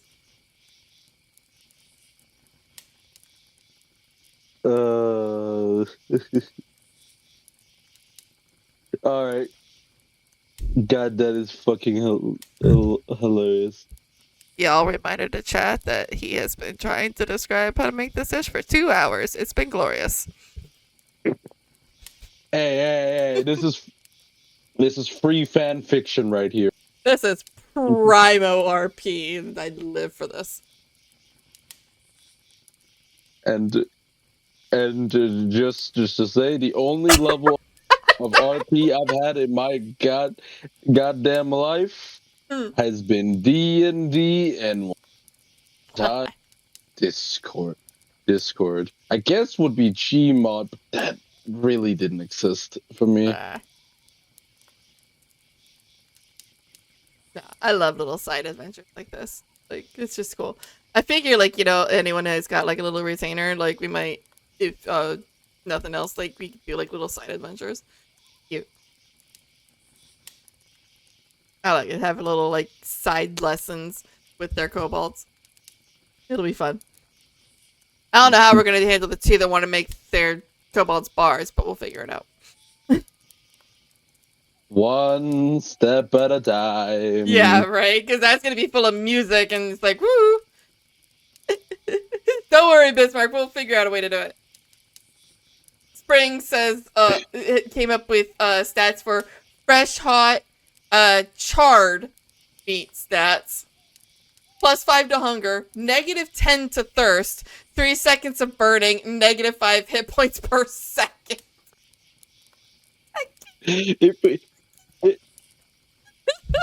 I like all the stats of this, but if we ever did a full into this in actual campaign setting and all, yeah, these kobolds are fucking dead. Spring is now in charge of making like a full-on menu for you and the stats of what all of your food does, and I feel like I need to make a canon. You know what? Fine. Tell you what. If you can meet to every single time, or most of the times, a stream, or try to get curious about this, and how what kind of food, I will gladly say, yes, he now makes this. Yes, he now makes that. Yes, and so on and so on and so on. I need to give Chef like a custom skill of just cooking. I feel like we're defaulting to things a lot, and I don't. It never really feels great. That is funny though. He is actually. I have thought of but I didn't ask you beforehand. Was he could have had brewing supplies, not to make like potions, but to make basically like cocktails that can help his teammates. I thought brewing was like alcohol. Or am I thinking something? It both, basically Okay. both. But you So with 20 can't HP, really. eats one fresh hot charred meat, and it's almost instantly down to 1/4 health. Oh, fucking hell. Again, like I said, just dangerous little. There's some dangerous meatballs. Oh, sorry, moon balls, because we're different in this kitchen. Yeah. I'd probably change what Spring did of like 3 seconds of burning, which is like -5 hit points per round. So basically like so round being 6 seconds. Because that's just how like God. long everything is in D&D. Yeah.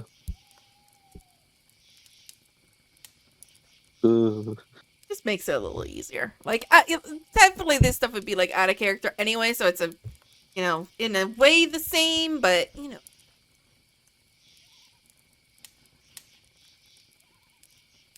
out heal the burning 100%.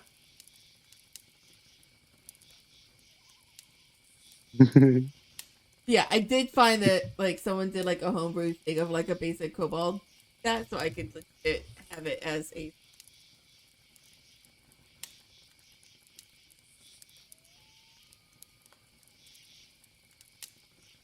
Guys will have the opportunity to make another character sheet inside of the campaign with your kobold. It's the basic like thing, and you're gonna basically they'll start with the base stats that's from the thing.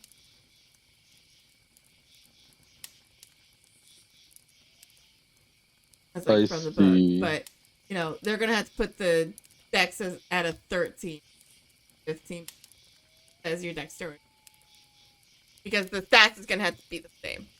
That's the stats they get. Honestly, debating like giving the numbers and people can like switch it around, but honestly, most of the numbers is not much of it. But that's the main thing I'm trying to debate of how do I want to handle ability scores. Okay. I see the thing is that's sad that that your days my only days off are Tuesday and Friday. Boo. All right, don't worry. You can still use those days, because if you do want your free time, you should still be, if you're in Cure's Discord. There. Then perfect. Then you should be able to post it somewhere else. I think and then Spring also is friends with me on Discord and could just direct message me. Yeah, do that. Like, make like a Google Doc or something. Just some form of way to easily document, so Kira can get it at any point, and you could always continue adding. So when you're like, oh, I'm bored, add. It continuously. Spring is. Wait. I might just be blind.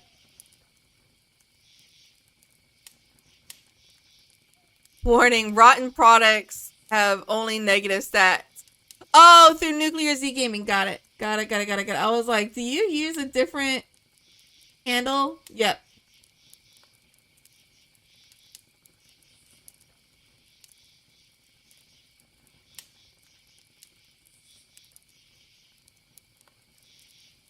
Oh, we weren't friended yet, so I have added you as friend. So they accept the friend request.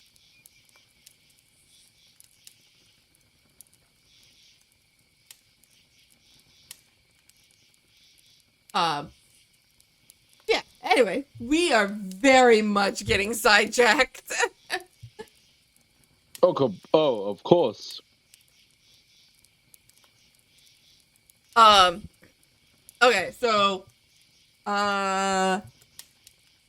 Nugget is doing the hot potato shuffle of this meatball and blowing at it from afar.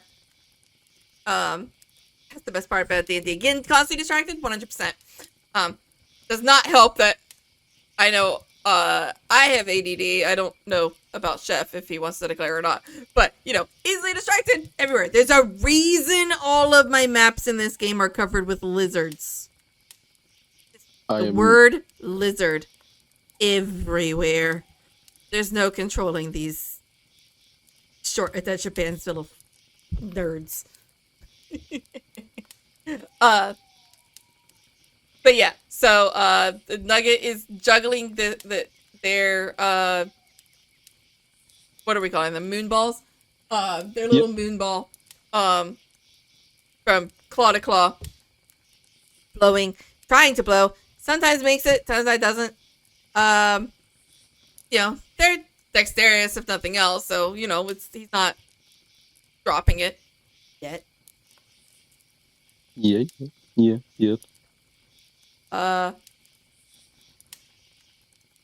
Meatball is watching. Basically, he's spit out the one that burned him. And is holding it in his hand and is also doing the blowing thing, but kind of the same as Nugget because it is actually worse than Nugget. Because he's gotten burned by this thing, so he's kind of holding it as far away from his mouth as possible to not want it to get burned, and he's trying to blow at it from afar. But when you blow, he's doing the thing of like if you blow it on something, but your mouth is burnt, and so it's a little awkward. It's like, ow, ow, ow. So he's not quite sure how to do this anymore because he's like.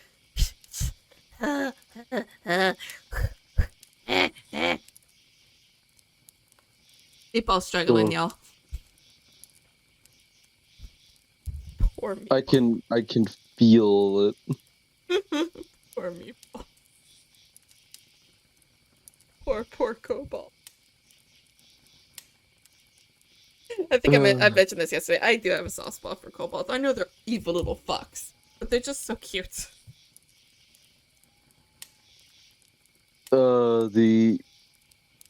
He's just hearing all this and still laughing my ass off.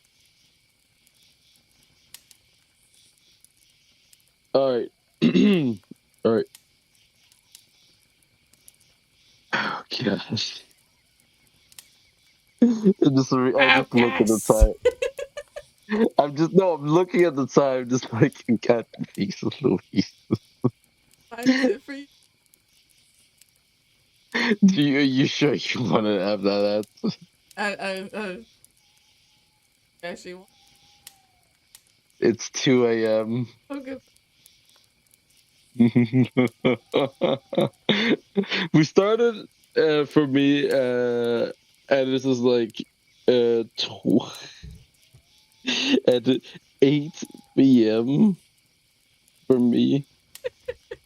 Yeah, Spring. I agree. Like, not all kobolds are evil. I also have a different take on what evil means in D&D. Of that, I have a little bit of a different take on the spectrum of good and evil. Good people will put the needs and wants of others before the needs and wants of themselves. They're fairly self-sacrificial. Of like, oh, you want something, let's get it done for you. Someone who is evil aligned is more along the lines of what is the benefit for me? And that is the desire that comes first. They can do something for other people, but they're, if they don't see a benefit to them, then they will ignore it. Whereas people who are good aligned are more likely to just go, well, if that's what you want, then I will give up what I want. And so, they have a harder time ignoring. Yeah, corporate overlords, basically. So, kind of like how people that are corporate and stuff like that, they'll still donate and they'll give money to places and look good, but it's because it makes them look good.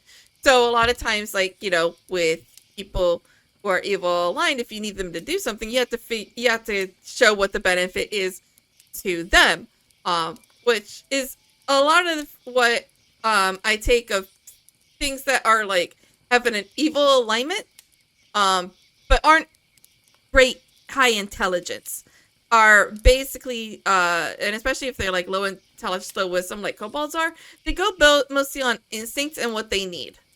And they're very like self-centered of, oh, I want this, I want that, I want this, I want that, and they don't, and it's, the needs of others, like, oh, but why would I want to do that? So it's a little bit of a like self-centered innocence in a way, which is why I find kobolds very adorable. They're evil little fucks, but I never see evil as like actively out to hurt the world around them. So it's basically like if it's within their interest to do that and for their benefit to do that, then they will. And so a lot of times because of society and culture, it goes that way. And so so it's like I just have a very different take. And so especially if a race is like young or something like that, or people in it. So I've literally done that with I played a just hatched green dragon, and the adventures in that one, they're very interesting, and it's a very long story. But that's kind of like my take on evil, is that, they're not actively constantly thinking, well, how can I fuck over everyone around me? Like that's like extreme evil. I would say like that's, or like chaotic evil. Let's cause chaos because I find it fun. Sort of thing. But because lawful evils even then still is defined of that I will do things for my benefit, but I have a code that I follow. And so you have to take that into account too. Evil nature, not evil nurture. Exactly. And so, I tend to, especially when I'm playing, characters and stuff like that, then that's like my take on evil. And that's why, with campaigns that I run, I only let people do evil alignment if I have role played with them before. And I have, seen that they don't take an evil alignment to be, I will constantly screw everybody over sort of evil thing. It's different if I'm running like an evil campaign. But if it's going to be a mixed party and it's not agreed upon beforehand that it's going to be an evil campaign, then I only allow evil alignments if I've role played with them before and I approve of it. So neutral, I have no problem. But evil, no, not unless I know how you roleplay. So yeah. Anyway, different track. We got distracted again. It's gonna be a thing. We'll try to wrap this one up so that Uno can get sleep at some point. That's a great question. If I do. Alrighty. All right. So, Nugget's juggling has gotten a little slower. It's kind of cooled off. So it's either cooled off if he's gotten used to the heat. You're not quite sure. Probably both.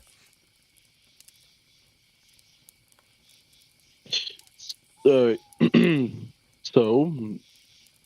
after seeing this cathartic mess that he just saw of those two trying to eat, he just goes over, grabs another piece of meat, and again start making more meatballs. This time he's not going to explain because he just knows for a fact that if he continues trying to showcase and explain, it's just gonna be a back and forth of them not listening, or if they are listening, they're gonna be like, So it's just like, it's gonna take too long.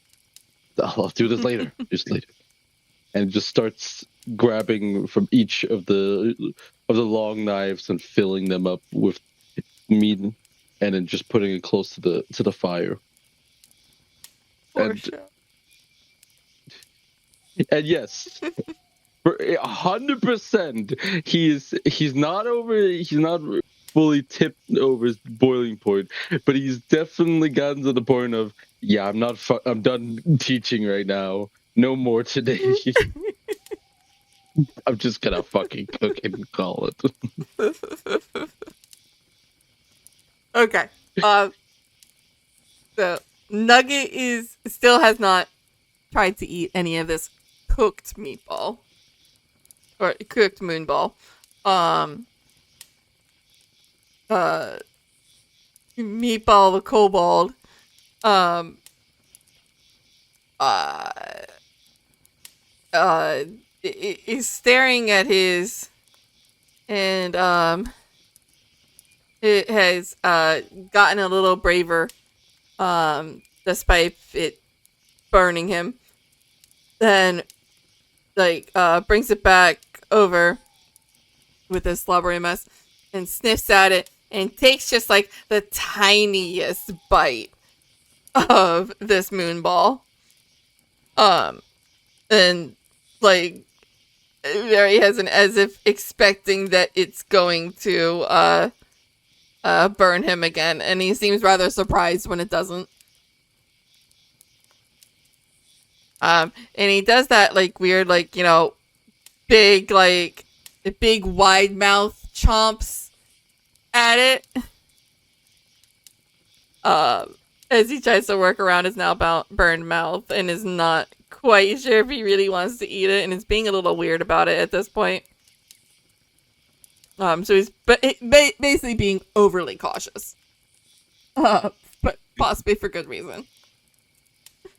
And Nugget is just watching him, like, "Are you sure about this, dude?"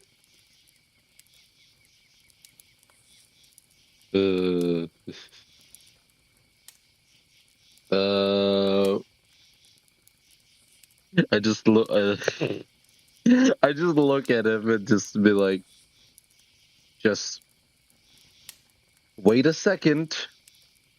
Let it cool down. It's not cool yet. This is so much more complicated.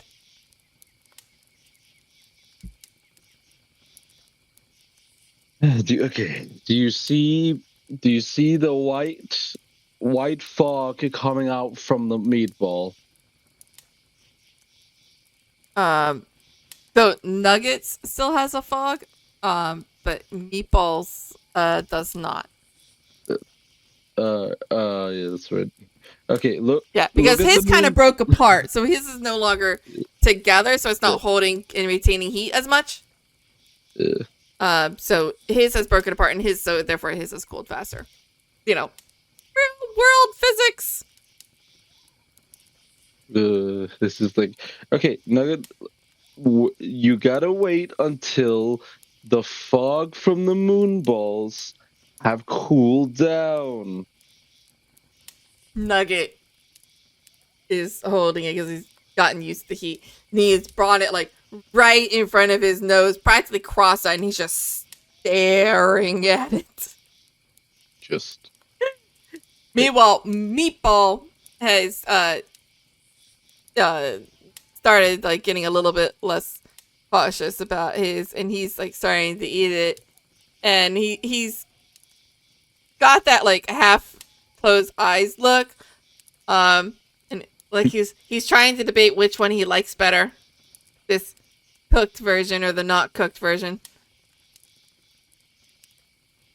Granted, the not cooked version had dirt and leaves and stuff, and so that is something he's taking into account of how it tasted before, and this is the after. So he's like, the dirt was kind of good, but this one's also kind of good, but this one has hurtsies. Dirt one not hurtsies. This is hard. Just, I would like to interject with that with just as the goddamn chef is seeing all of this happen. He's like hearing about like him deliberately trying to think, okay, which one's better, the dirt one or the actual cooked one? He's just like he's just thinking right now in his mind that if he had that one piece of paper that he got from his chef that showed he was a certified cook, he would rip it off in half. For how angry he just hearing him deliberately fighting over the meat on the floor over something he actually took time to cook. So Just you're gonna find this hilarious, because I did a series of things. So when I roll and Roll20, it will give me 2 sets of numbers. Like if I roll advantage, and if it's not advantage, then I just take the first one. It's just how Roll20 works. Yeah. So I did a first wisdom check to see which version that Meatball decided he liked better, and it got the cooked version. So, but then I had a random idea of Meatball coming up with something genius. But then I had to make a wisdom check to see if he would realize that this might be silly. The wisdom check was a 5.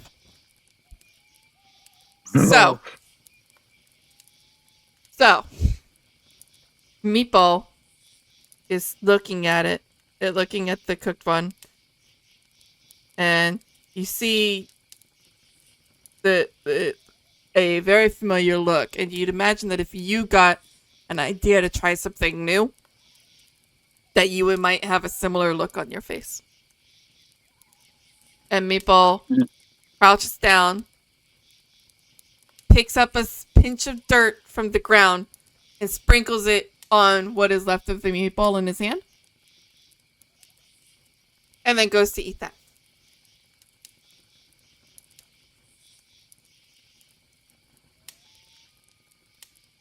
Chef, in the shortest word of saying it, is just there's so many ways I could say this in it all. I'm just going to send you a picture of his face, of his facial expression. Just a moment of silence. I was like, oh god, I think I irrevocably broke not only Chef but Uno. I did not think that we would get to this point and be like, yep, yeah, I can see why. Look, you taught them about seasoning. I know. You can put rocks on it. Why can't you put dirt on it? I'm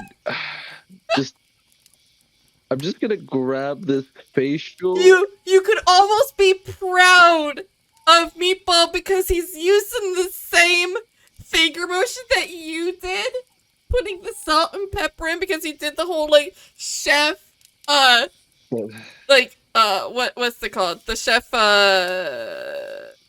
flair to it.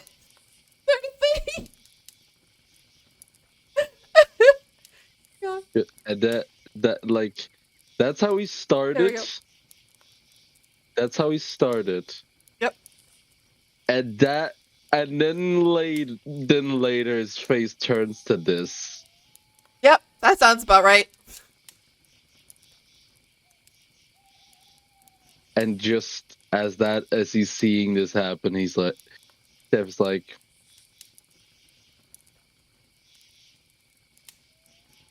just in his brain though, what he's internally thinking is just, God, if I didn't fucking love you right now, I would not be saying, I would be saying every except of how I make you this better. And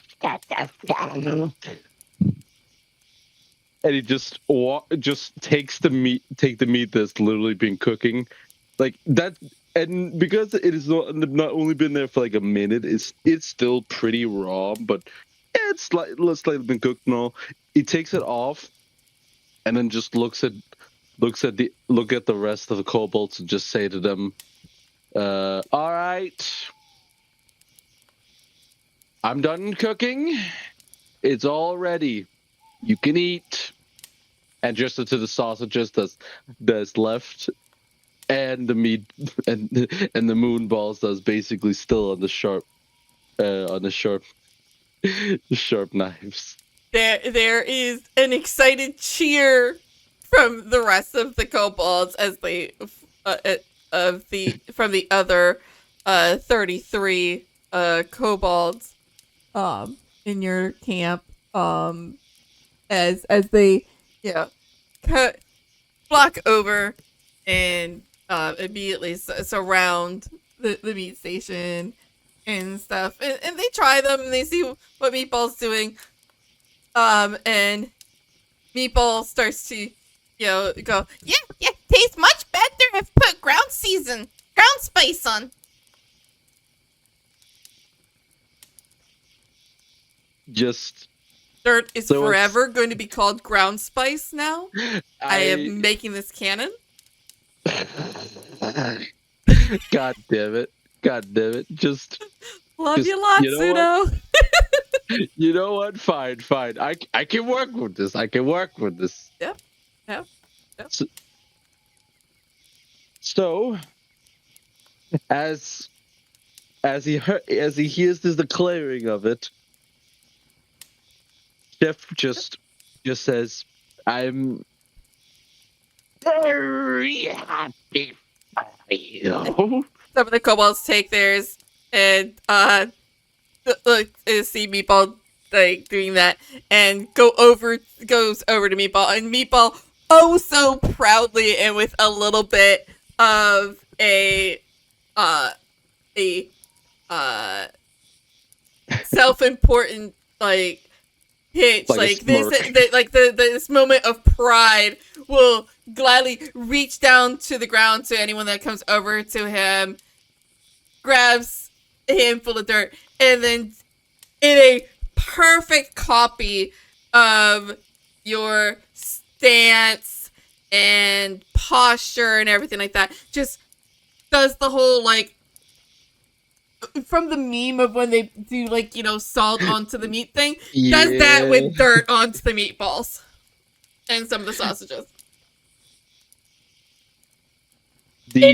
Beautiful, and you'd be so proud of him if it wasn't dirt.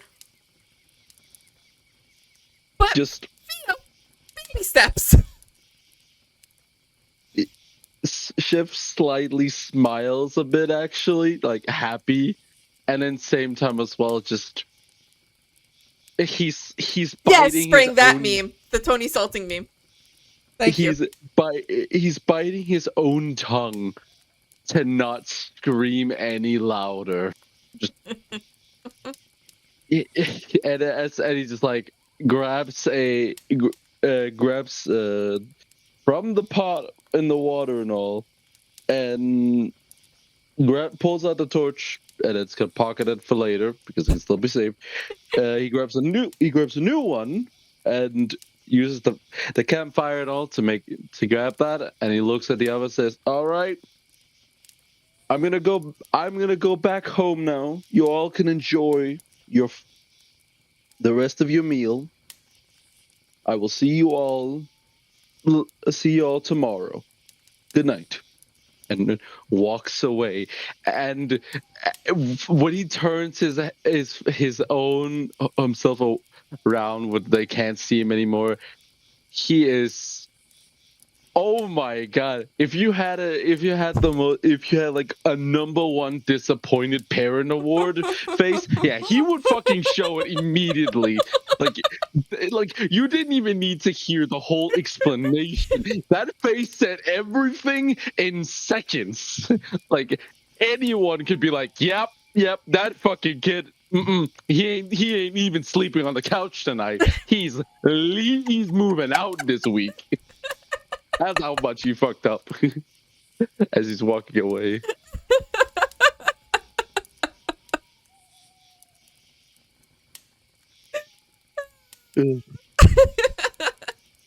As you walk away, you hear a cheer, and then all of a sudden there's a chanting, and it's a little discordant at first, so you're not sure at first what the chant is, but then you suddenly just hear a chant going as they start to group up and get on the same page. They're going, Chef Moonball! Chef Moonball!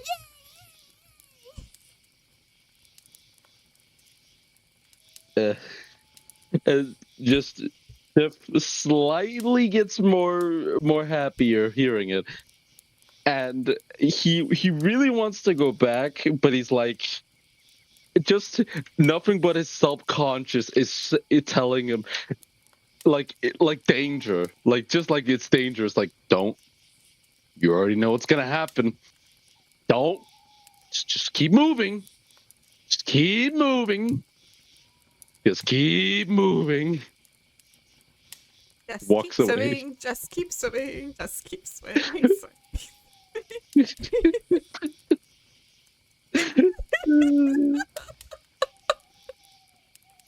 And scene. Oh my God. You know what? The fucking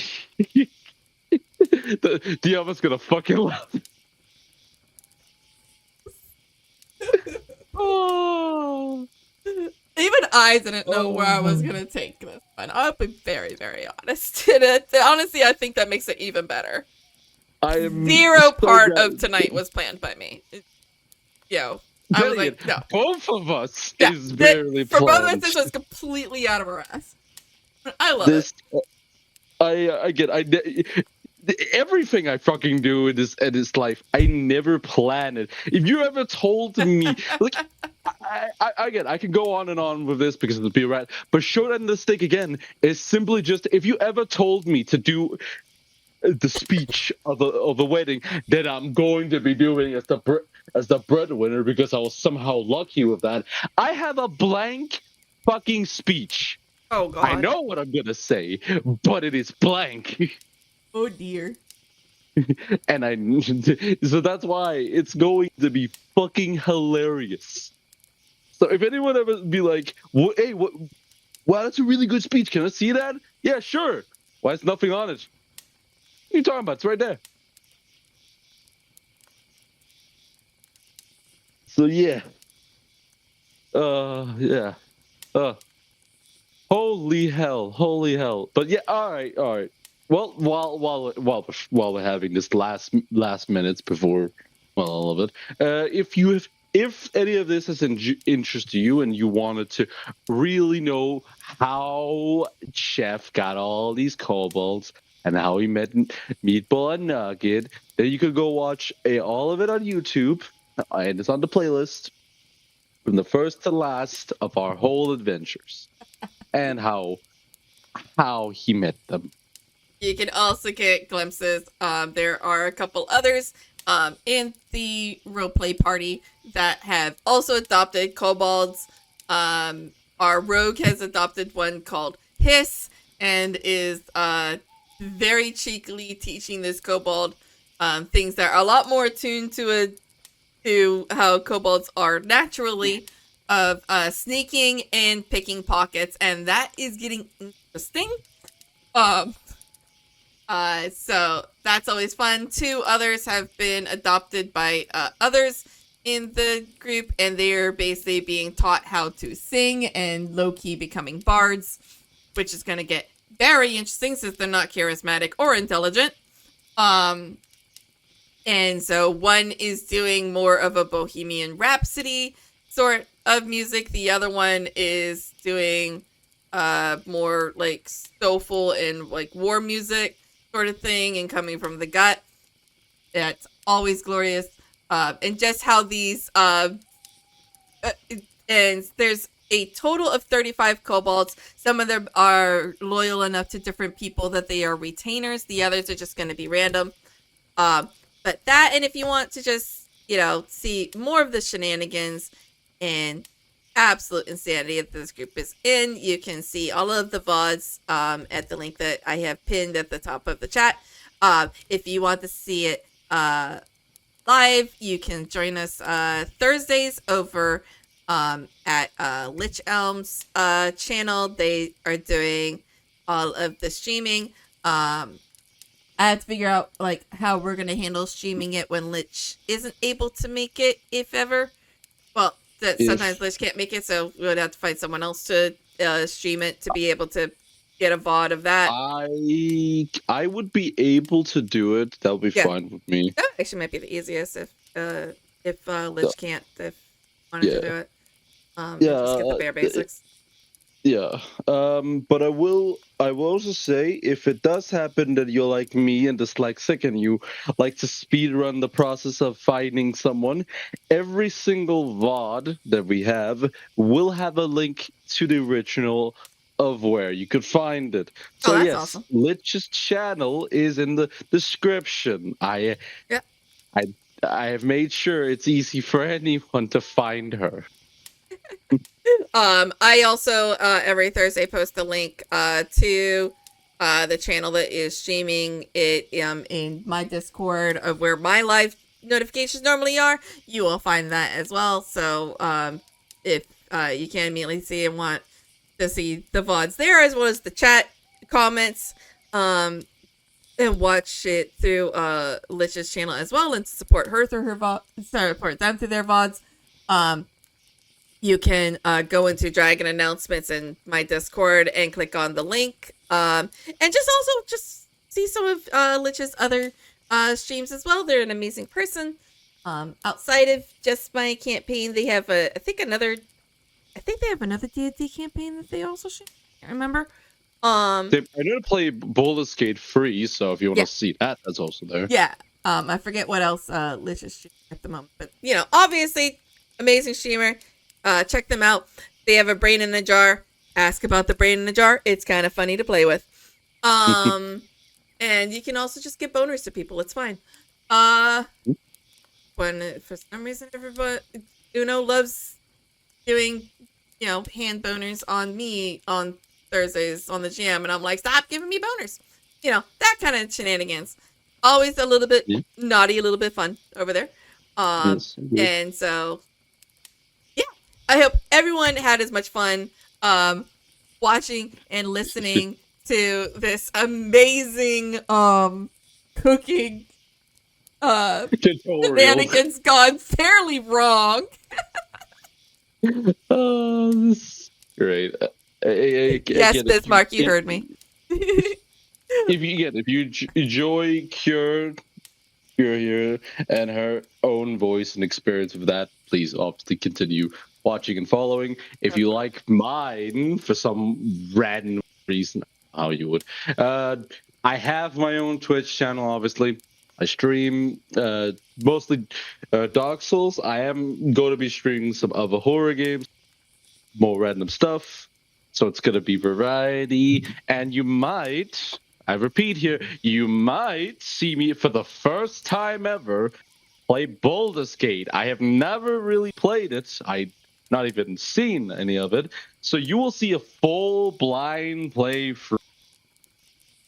When that happens, God, I hope to goddamn God I do not fucking take a lot. Say something in my chat. I can't shout you out because I don't remember everything that's in your name. Don't worry, I know it's a mess, and it's not good at shit. All I remember is me 7, and the rest I don't remember. Good. It should stay like that, because if you remember everything, I'm I know perfect what I'm gonna be adding to the. Yeah, if you're just gonna slap this boy right here, boom. There we go. Immediately, thank you. that is Uno. Yeah, see, it does that, and I don't have to do a thing. I love the auto shout out feature. That is Uno. He's wild. He's crazy. Please follow him and pester him and give him all sorts of crap and help, because it's amazing and fun, and he deserves it. He also deserves the love and support. But yeah, thank you so much, Uno, for the laughter and the fun and just having the opportunity to do this, because this had to be done, and absolutely with it. Rawr! So, I have been excited about this since we first started talking about it, and the more excited that you were willing to do it today, because if I had to, like, wait longer, I might have gone insane. Because I was, like, literally going into work, like, oh my god, I want to have the cooking RP, I want to have the cooking RP, I want to have the cooking RP, like... I had when you asked me, I was looking at my own schedule for 5 seconds. I was like, what should I do? Play Division that I play every single goddamn week, or we'll use this time with you. I was like, I have literally nothing better to do. Let's just do it tonight. Fuck yeah. Alrighty, thank you so much. Let's see if we can find someone. All right, Slime is live. Yeah, he's still alive, surprisingly. That is a surprise, but he's changed games. Yeah, he's now playing some tabletop simulator. Oh, he's playing Red Dragon Inn at a tabletop sim. I know this game. Yeah. Mustache Slime is another one of the players in the game. He was not able to make the session yesterday. He gets to find out. I haven't told him what we did to his character. Oh, that's great. Figure I'll save that for, when it's live and being recorded and I can get his reaction to it. Because I feel like that's just funnier. But yeah, so, we'll raid him. And I think, Red Dragon Inn is, kind of D&D-ish. Like, if you haven't played the game Red Dragon Inn, though, absolutely worth it. Especially if you turn it into an actual drinking game, because it just gets a little bit more insane the more you do. Oh my god, there's a fly gone in chat. Excuse me, pardon me, need to catch a Pokemon before, that gets away.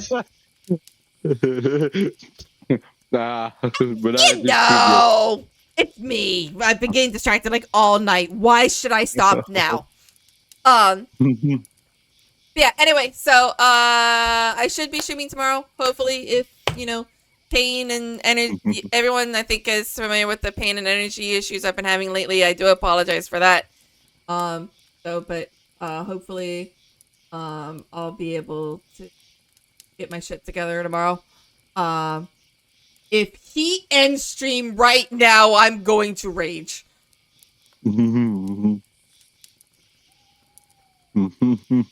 Anyway, I'm gonna raid him before he gets fucking ideas. Anyway, raid messages are up in chat, y'all. If you could do me a favor, copy and paste the one that applies for you. If you missed any part of tonight, and especially if you missed the session yesterday, I'm sure is gonna be all over getting that uploaded to YouTube as much as possible. So hopefully you guys can see that soon. But right now, I think all the previous ones are currently on YouTube, yeah? Yep, they're all on YouTube. Absolutely. Have fun. Have a great night, y'all. And I'll see you again next time. Bye. Bye-bye.